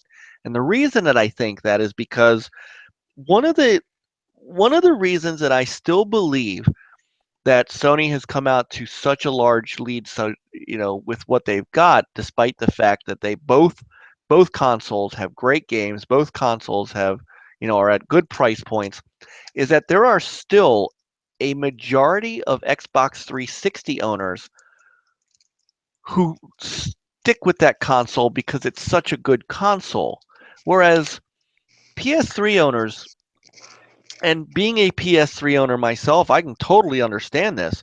PS3 owners couldn't run fast enough from the PS3 to the PS4 because it was such a jump in quality over what they've been, given in the last gen. Whereas the Xbox 360, honestly, the Xbox One isn't that giant a jump and not because the Xbox One is a lower quality console. I don't believe that for a second, but because the Xbox 360 was such a high quality console that it's hard. It's just not the same. It's not the same, and gamers still love their 360s. Now, Well, you're right. Both the PS4 and the Xbox One, they're not a big jump from last gen consoles. They well, the are PS4 is a bigger better. jump. The PS4 is a bigger jump from the PS3. Yes. Absolutely. And Yes, I absolutely. say that playing a lot of old PS3 stuff. But those people who are hesitant to jump from the Xbox 360, Microsoft needs, and I've said this, Microsoft needs a reason for them not to jump to the PS4. Backward compatibility, I think, gives them that, where they're saying, look, yes, we want you on this system, but you could bring your games with you. That stuff that you're still playing, you could bring that with you, so you don't feel like you've just, you take a loss on all the games that you've had that last gen. And I think that's where their point of view is, and I kind of agree with that. But you know what, Michael? As far as I can remember growing up, back in the days from the first Nintendo, Super Nintendo, what did we do as gamers? You played on your console for a few years. When the next console came out, you sold your games, you kept them, you kept your collection, you upgraded to the next console. I'm not saying there's no use for backwards compatibility. I think it's great. I mean, I'm excited to be able to play the games that I purchased.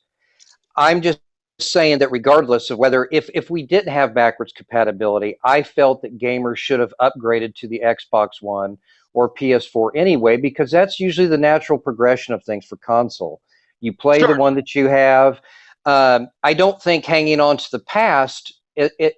This is why I have a big issue with this, because gamers want these consoles. They're like, well, the Xbox One and PS4 aren't that powerful.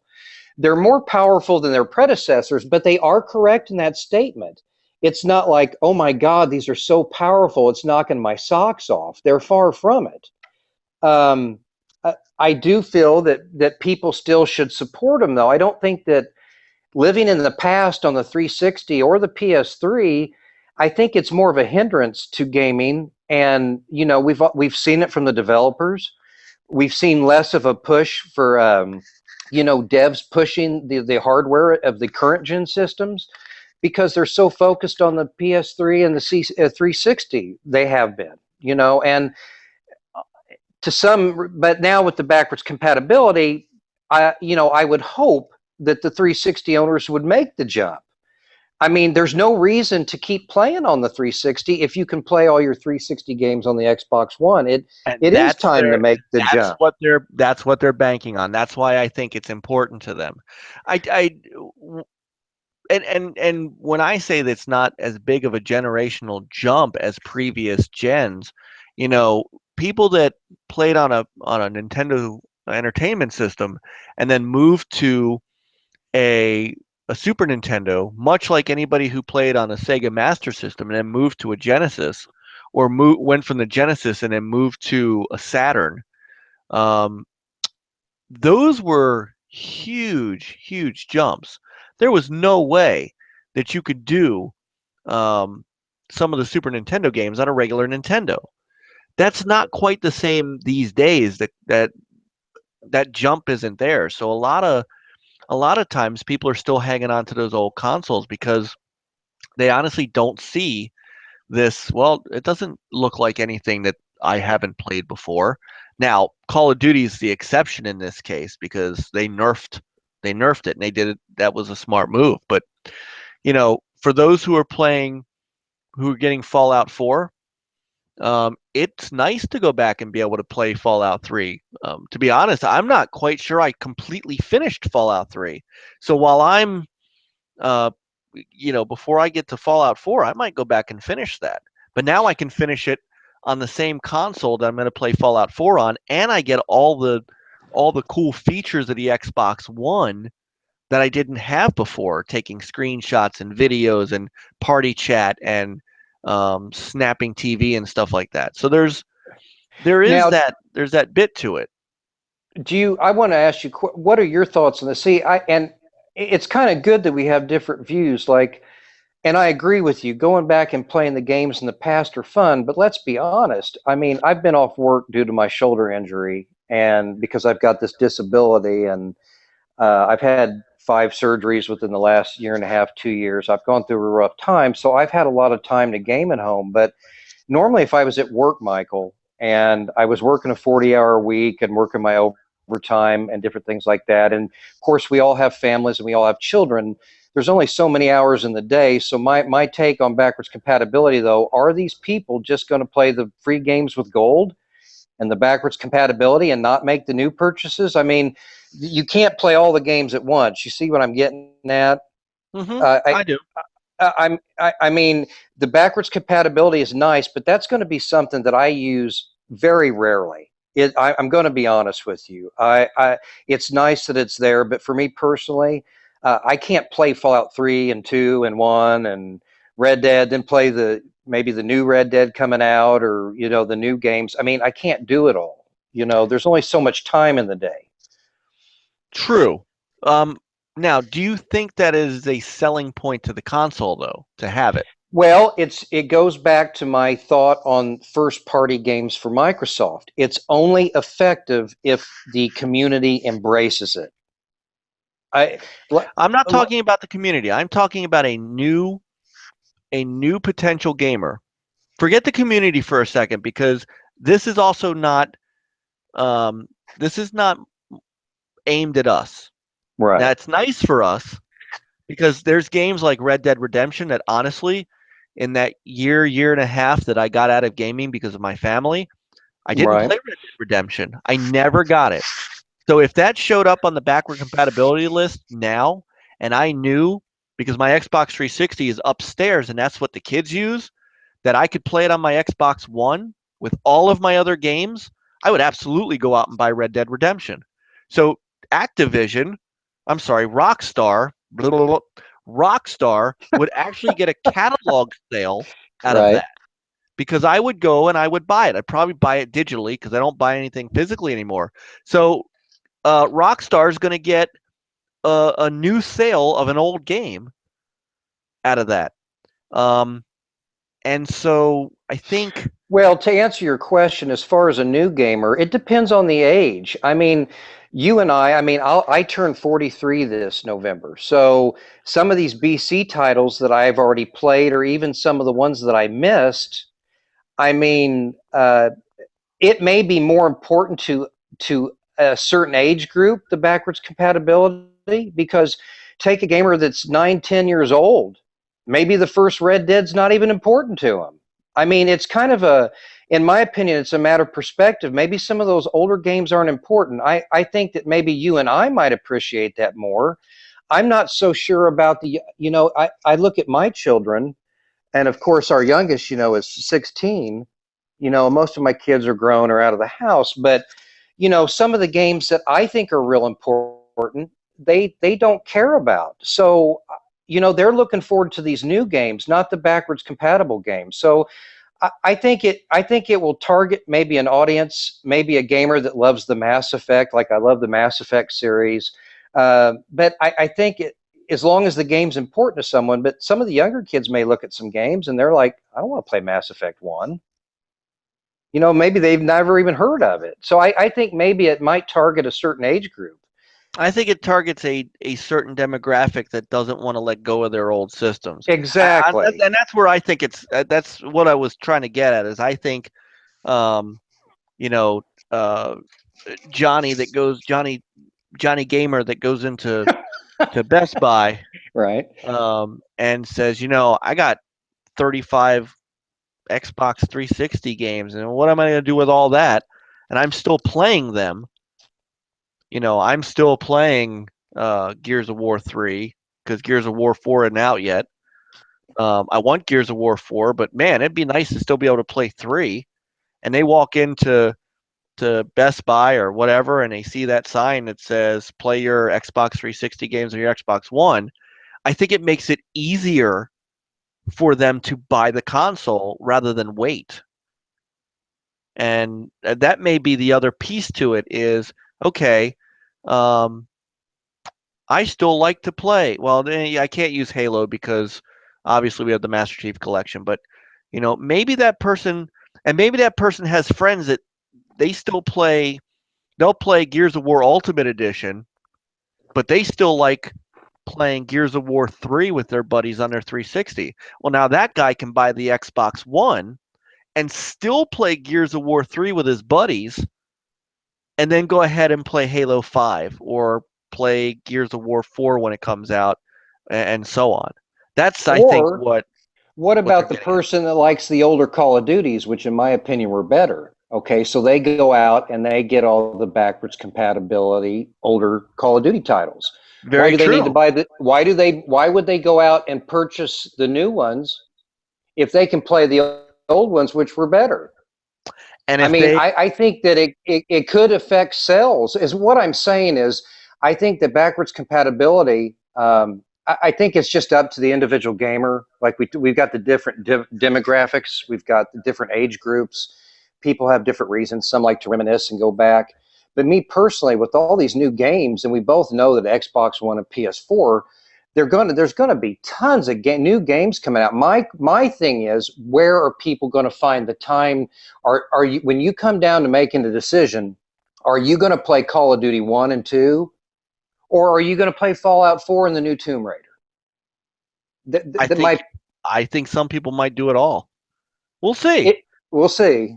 We'll see. We'll see. The question is it going to sell Xbox Ones for Microsoft? That's the question that again,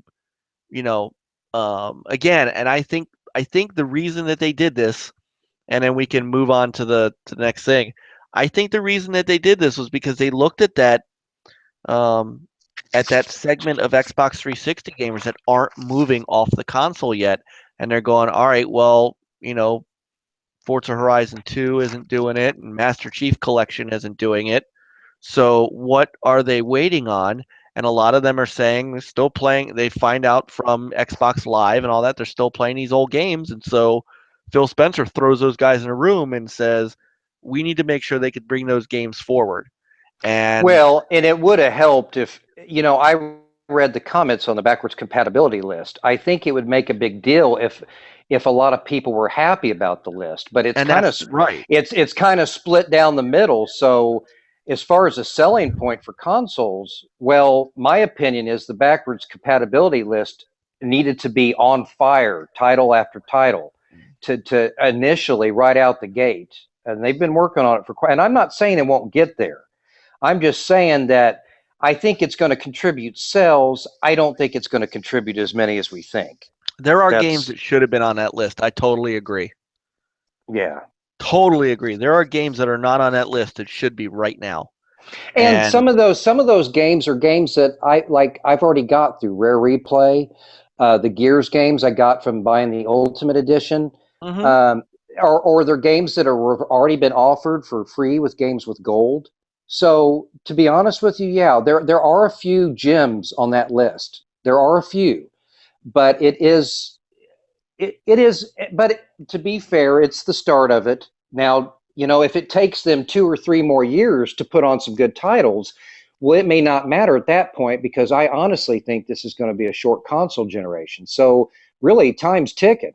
And I think for backwards compatibility to really take off, it's going to be the amount of games that they can get on that list, the most they can get. They're going to have to be real aggressive with it. If they're not, and if they wait months and months and months and just trickle a few games down the pipeline, I don't think that the backwards compatibility is going to matter that much as far as sales. I think they're really going to have to nail it, Michael. I really do. All right. And that's no, I totally understand that. And I think that's where we're going to leave that conversation. And we're going to come back to that after the holidays and see where we are. This is something we're going to be able to tangibly measure. Oh, yeah. So let's see where we are with that. And we're going to revisit this conversation very, very soon.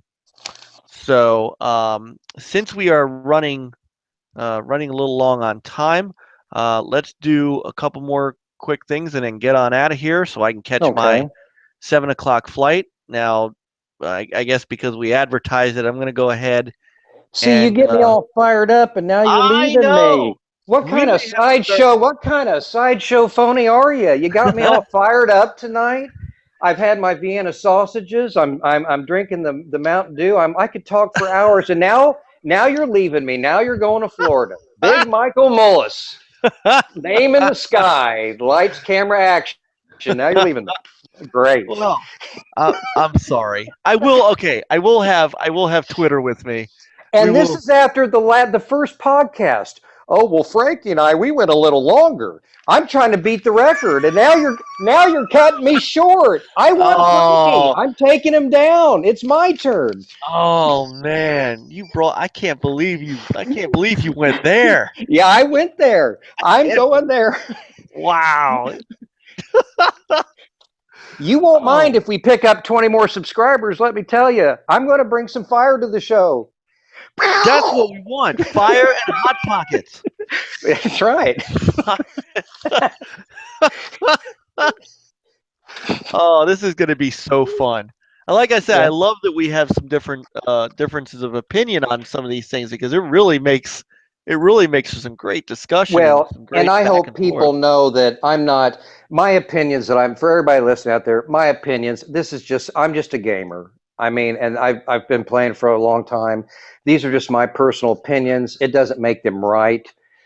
I'm wrong all the time about things. I'm just saying, I can only say on a podcast how I feel about things. Absolutely. I'm not one of those guys. That's why I have you here. Like you, Michael, I'm not one of those guys that every time, either Phil or Yoshida, every time, I'm not one of those guys that rest on every word that they say. I mean, I have my own opinions. I inform and I make my own judgments. And that's just, I don't drink the magic Kool-Aid that any company gives me. I mean, we both have gamed, and these are just my opinions. So nobody be offended. I love gaming. I love Xbox. I love PlayStation. I'm not a trader, and I'm here to have fun. And hopefully, we can continue on with this for a long time. That's what I'm looking for, another 15 years. So until I'm old and gray. All right. So we, as promised, now the NXOE dashboard launches on Thursday. There's been a flurry of updates that have happened over the last week, and through the magic power of screen share, we're going to give everybody one final look who has not seen it yet and who has not watched any of the videos. This is not going to be something that is staged from Larry and company. This is my page, my setup, and so we're going to give the quick once over of the new dashboard for those who are not in the preview program, who haven't seen it yet. And this is what I think we're in final. So this is what you're going to expect to see when it launches on Thursday. Now, this is your home screen. So you have, just like on the old dashboard, you have what's going on in the background, in your background on the big tile, and then you've got some little add tiles here, and there's a down here is going to be this little area where they're going to give tips and stuff.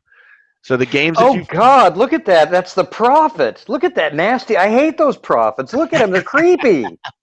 You've got a creepy prophet. Where's the chief? Or is it Locke? Why do you have the prophet on there? Wow. Because he looks badass in that picture. That's why. He looks like a tormented, mutated teenage mutant ninja turtle. Look at him. It's a Balchinian. And he, I mean, he's pretty much sitting on a floating Segway. I hate those prophets.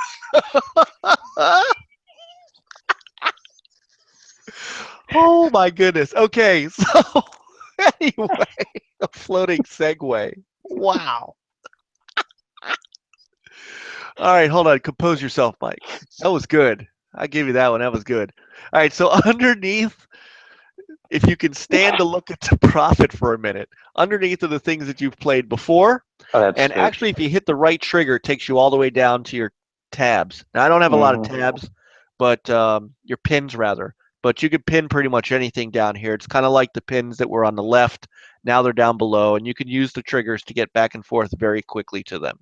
Right. The buttons, the shoulder buttons, also move you side to side. So the community area actually has, all of the stuff that's going on with your friends, and you can look at pictures, and you can look at those nice Fallout achievements. I just noticed you were in that. Look at those. Aren't those classic? Look at those. Yes. Look at that. Pip-Boy. Awesome. Oh, it's awesome. And of course, you can share them, you can like them, you can comment on them, and everything. What I'm trying to show you here, and it's a little tough because there's a little bit of lag that goes on with having this on a Google Hangout. The speed in which you can get through things. So if I want to look at this achievement, it pops right up. It's kind of nice. Once I get up to the one guide, and you see how fast this stuff is actually populating now.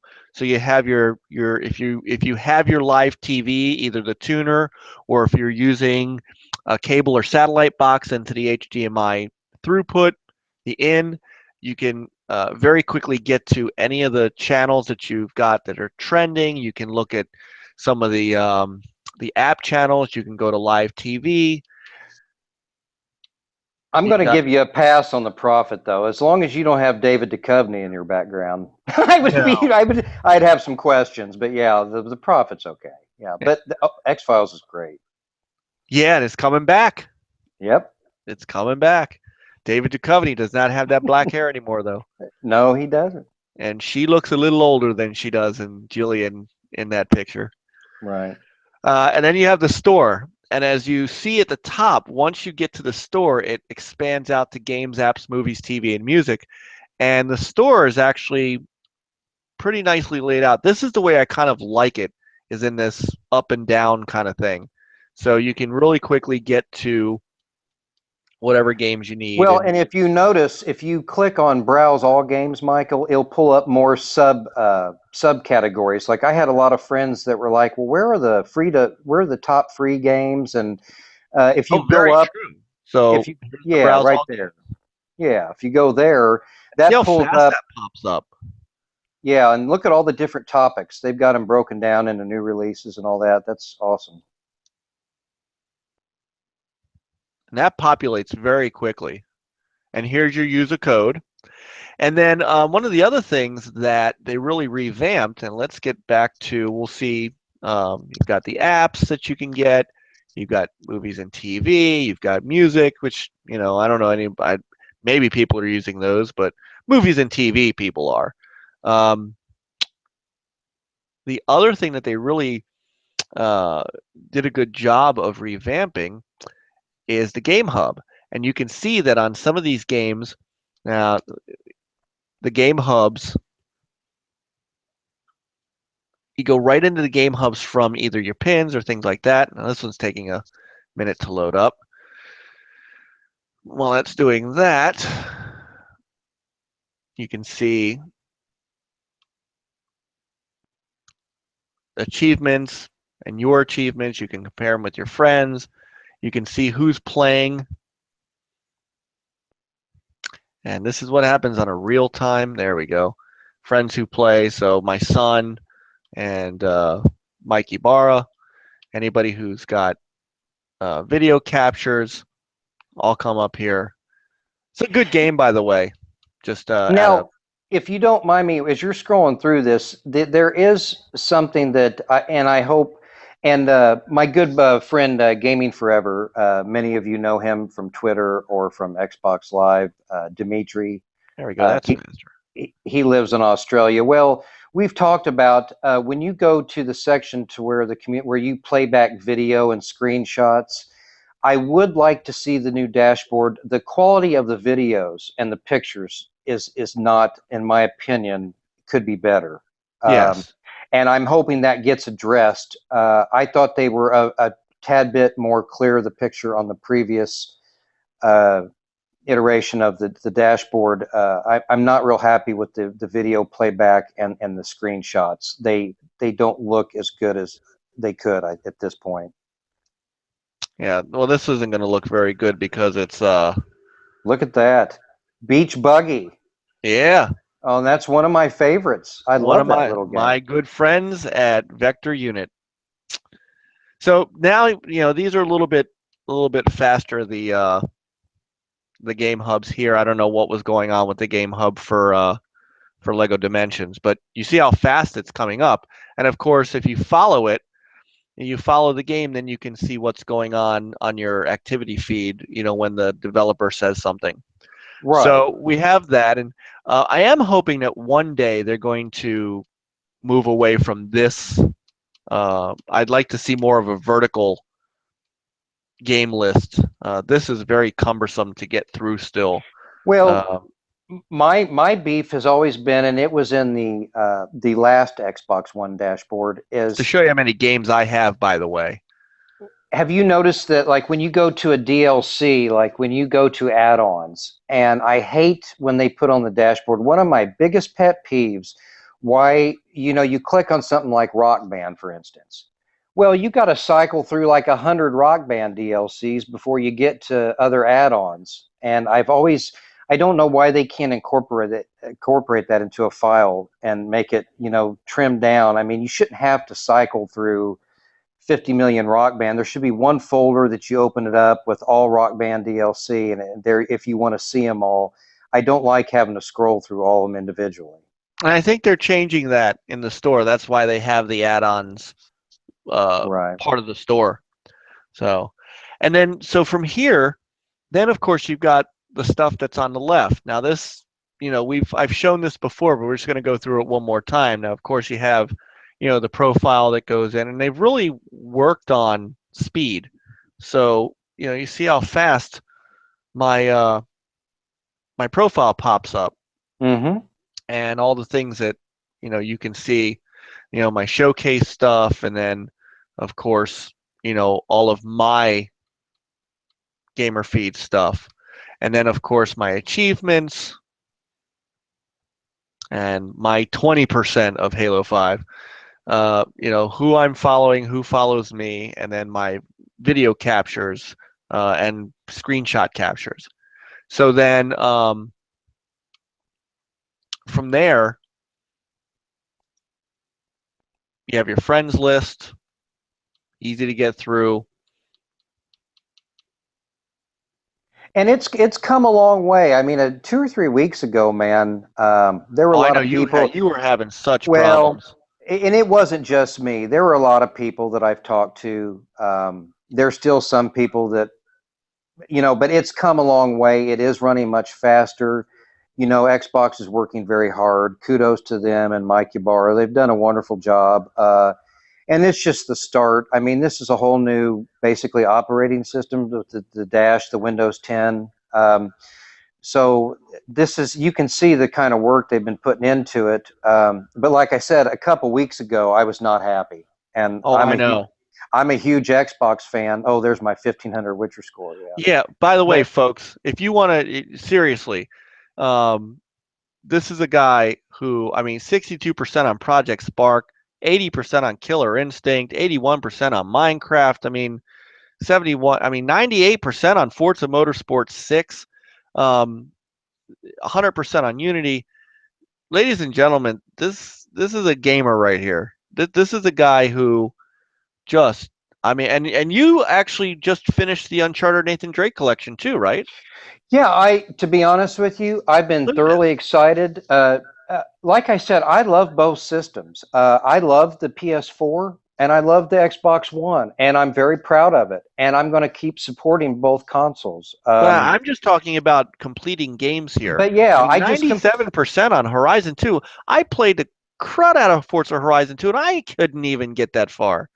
In fact,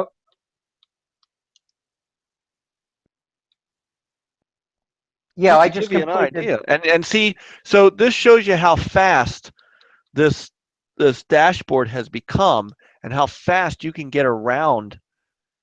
And so, you know, here we are in the comparison area. So look at that Santa suit. Oh, sexy. I know. Yeah. And again, as I said last week, my wife dressed me. you look like Kojak there. Yeah. The only thing I've got you in is skill chain. I mean, that's it. You have just destroyed, I mean, your total XP. I mean, but you see how fast this is. And then you can click on here and get to what, you know, your get to your screenshot or your achievement, and then all of a sudden the new options are you can share it, you can set it as your background, or you can go to the game hub, and that takes you right into the Forza Horizon 2 game hub where you can see your progress and things like that and get all this stuff. And then if you want to get back to the home screen, you just hit the button. So from there, you've got, of course, your party chat, you've got your messages, you've got your notifications, and you can clear them all out. You've got your settings area, and the settings area has been completely revamped to give you kind of more of a good grouping. So right. all this happy stuff, and then of course your Snap Center, and so everything, as you can see, is just fast. Now, one thing I don't like, Mike, if you don't mind going back over to the Snap, to the left-hand side, when you go down to, go to the apps and just snap an app if you don't mind, if that's all right. I don't think I can get setting achievements. So, I don't know. Maybe it will. Oh, there we go. Okay, right there. Go back to that where you were at, where it shows the three boxes. You were just at the previous. If you can get. Okay, right there. Now this is the one thing that I don't like about it. It's too complicated. I like the old Snap. As you'll notice, you've got your main window. You've got settings popped up. You've got your background. You've got the snapped achievement apps on the right. Then you've got a third box that you have to unsnap. It's just, to me personally, I've talked to a lot of my friends. They don't like the multiple. It's just too complicated. Well, how would you unsnap that? Actually, the way you would unsnap it. The way I unsnapped it before on the previous dashboard. You could still do that. You hit B, it unsnaps. It goes back. Yes, but you got that. Yeah, I'm that one I'm not sure of. I mean, here's this is a new thing, by the way, the community calendar. The community calendar is in beta right now, and it's going to give you a list of who is streaming and who is doing things.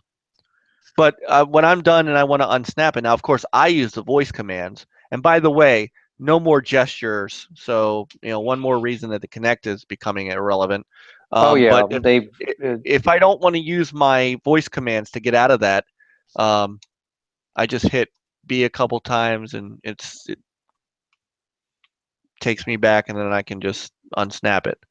One thing that I do notice that I haven't noticed before is actually how fast the snapping is coming up now.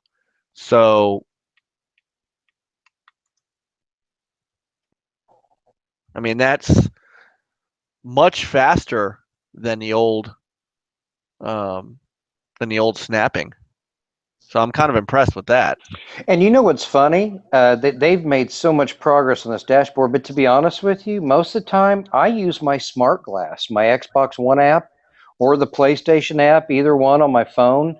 I find it much simpler, even than the Snap. And I don't get me wrong, I like the Snap, but I use my smart glass for most things.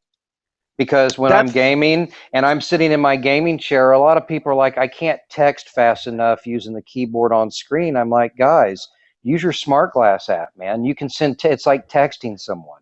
You've yep. got that Xbox One smart glass app, in my opinion, I use that more than I use the Snap features. I love the smart glass app. That's fantastic. And it works real well with the Xbox One. It does.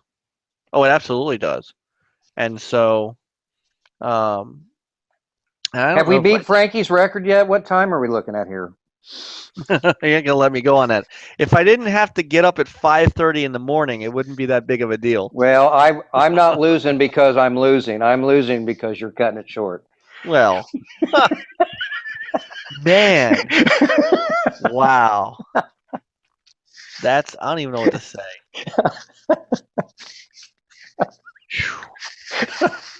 I'm actually not feeling guilty. Thank you.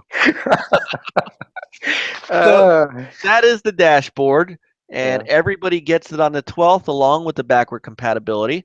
And I, we'll see.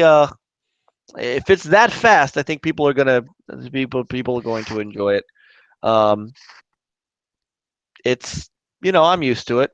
I like it, and hopefully you will not have any more problems with it. Well, I don't have any. The only thing aesthetically, there are, and this is just an honest opinion, so nobody hate on me for saying this.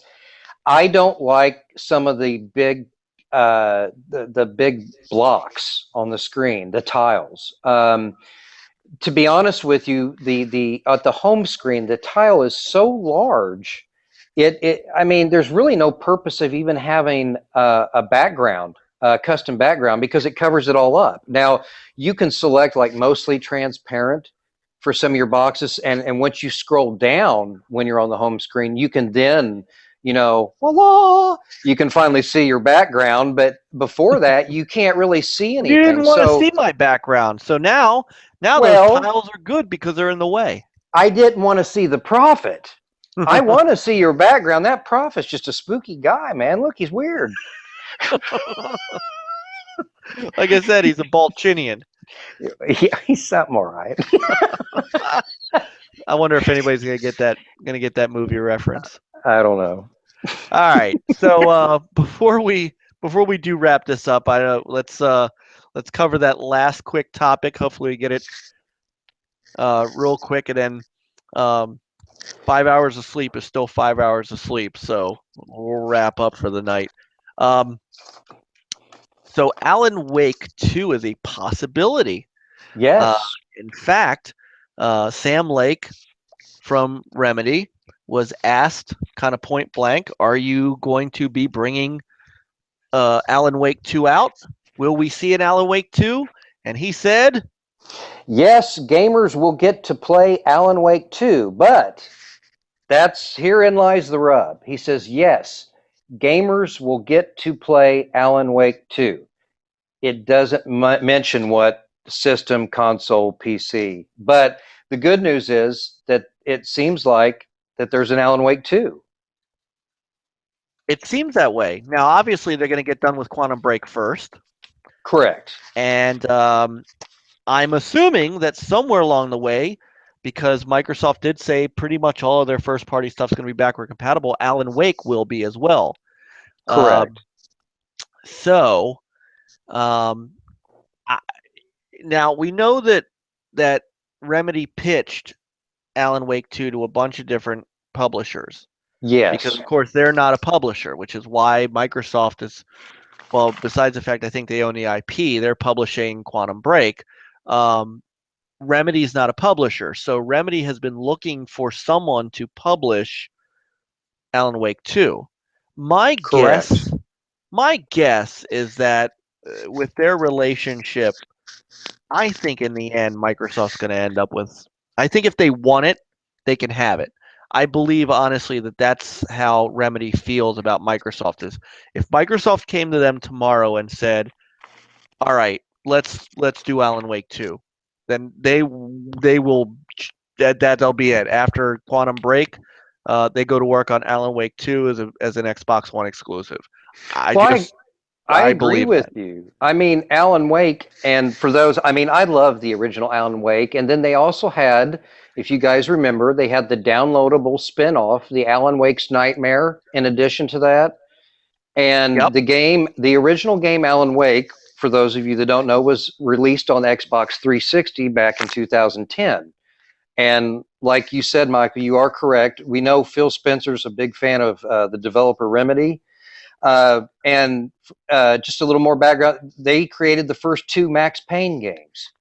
Now, I agree with you. I think because of their past relationship with Xbox, I would say that it would make sense to, one would think that maybe there would be an exclusive deal between maybe Alan Wake 2 and Xbox.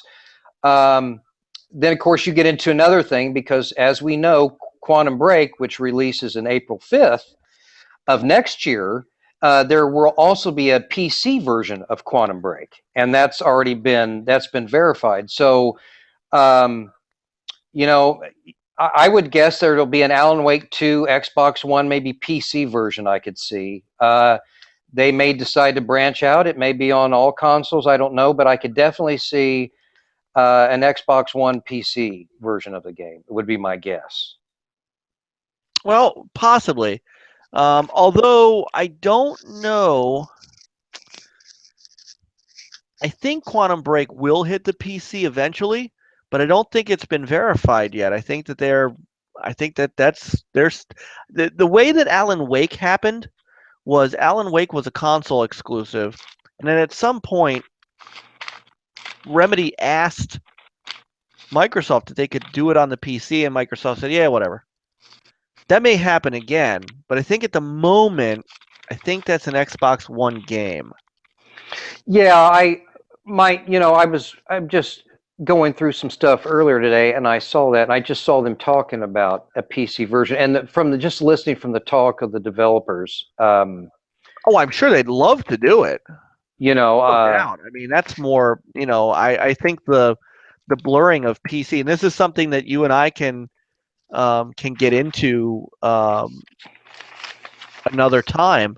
We yeah. should talk about the blurring of the lines of PC and console because I don't think that's a bad thing. I don't think it's a bad thing if Quantum Break comes out on the PC. I just don't.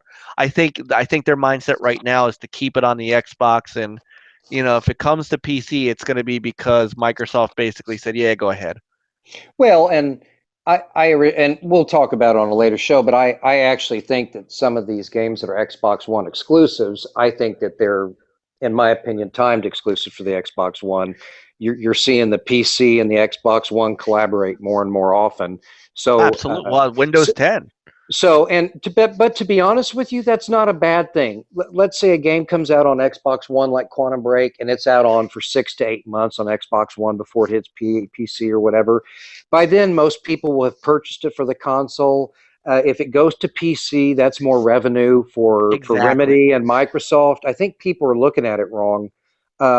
Just because an Xbox One game ends up on the PC, that's not a bad thing. It's revenue. No, it's really not. Uh, and that's money that Microsoft can use to bring us better games. Yep. You Bingo. know, That's bingo. the bottom line. That's the bottom line. It's more revenue. So that's something for us to talk about another day. Um, but as far as Alan Wake 2, it looks like at some point it's coming. We just hopefully after Quantum Break 2 or Quantum Break rather, we can start talking about Alan Wake 2. That would be really great. Oh, I'd be excited. Yeah, that's a great game. So, all right. So, if it makes you feel any better, we have almost gone 2 hours. Yeah. I do feel better about it, but one day I'm breaking the record, man, because everybody knows out there I've got the gift of gab. and so I can go on and on and on. So Well, that's a one good thing. one day we're gonna, I want to hold the gauntlet. I'm taking the gauntlet away from Frankie. I want to be the guy that talks for hours. Okay, but it's not going to be tonight. So that does actually, in all seriousness, this does wrap up our day. Hopefully, when I get back from Orlando next week, we'll have plenty more to talk about. I'm sure we will, because Battlefront, and those of you on EA Access are going to get to play that on Thursday as well. I'm not going to be able to play it because I'm not going to be here. And I'm not taking my Xbox to Florida for 2 days, which also means I don't get to play Tomb Raider until I get back. I'll be playing Star Wars Battlefront, and I'm going to play for hours. So I'll be able to, on our next show, when you get back, Michael, I'll have lots of tidbits about the game.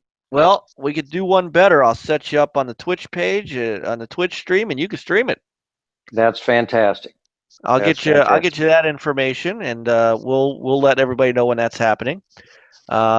So thank you all for listening live, and for those of you who are going to listen later, we hope that you enjoy our podcast tonight.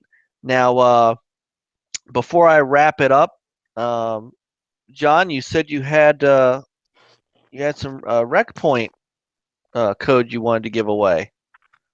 Yes, actually, they're in the kitchen right now, though. I'm out here, and yeah. All right, so let's do this. Follow us on Twitter at OG_NL Gaming. Make sure you're following us, and tweet with the hashtag NLGREQ, and we'll pick somebody who from our listening base and our Twitter base, and we'll give you that code. So if you want to win a rec code worth how much?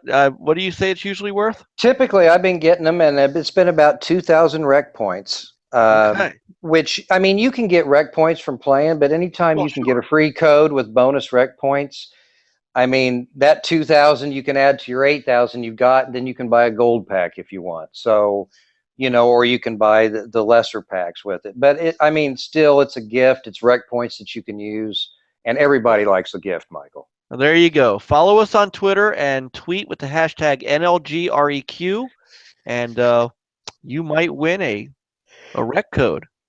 So, also, as always, please subscribe to our YouTube channel. It is, if you aren't on that page, just click the original Next Level Gaming page below, or click the subscribe button. It should be right there. Subscriptions are what's going to get us more content and let us continue to do some great things like the reviews we're putting up, some of the special stuff that we want to do. And so the more subscribers we have, the better content we can bring you. So please subscribe. As I just said, our Twitter feed is OG_NL Gaming, and so is our Twitch page, is also OG_NL Gaming, where John and I are going to be streaming some of the big games coming up. Maybe we'll definitely get some Battlefront in, and maybe after that, maybe we'll get some Tomb Raider and Fallout streams going. Let's see what happens there. So, John, another wonderful podcast down.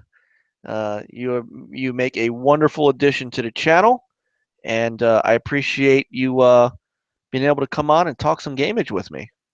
Oh, no, and, each week I'll get better. Like I said, I said it last show, I'm new to all this stuff. Man, I'm just a gamer. These are just my opinions, but these are honest opinions, and I'll always be truthful if somebody asks me about something. And, you got to take the good with the bad. I'm not one of those guys that says everything's perfect. I call out when I see something that's wrong, but it's how you do it. You can do it in a mature, responsible way, and I think gamers will appreciate that. Agreed. You take the good, you take the bad, you take it all. Yeah. Well, I don't want to take it all, but yeah. Yeah. And there you have the facts of life. Yeah. Oh man. So anyway, also don't forget to leave us comments. I think our comment section will be open once the podcast is over, and let us know what you think. Agree? Disagree? Do you, how do you feel about the backward compatibility stuff? Are you Team John or Team Mike? Tell us what you feel about the new games coming out. Are you playing Fallout 4? Are you playing Tomb Raider? Are you playing Black Ops? Are you going to get Battlefront? Are you still playing Halo 5? Do you not care about any of that? Let us And know. like me, Techno Fabulous, ask not what your console can do for you. Ask what you can do for your console, people. Oh, Yeah! well, that is the perfect sign off. So this has been the original Next Level Gaming podcast with Mike Mullis and John Place, the Techno Fabulous. La la la la la la la la la. Sorry, it's the Vienna sausages man talking. I see that. So as always, everyone, we hope you have a wonderful week, have a fantastic weekend, and play on, gamers.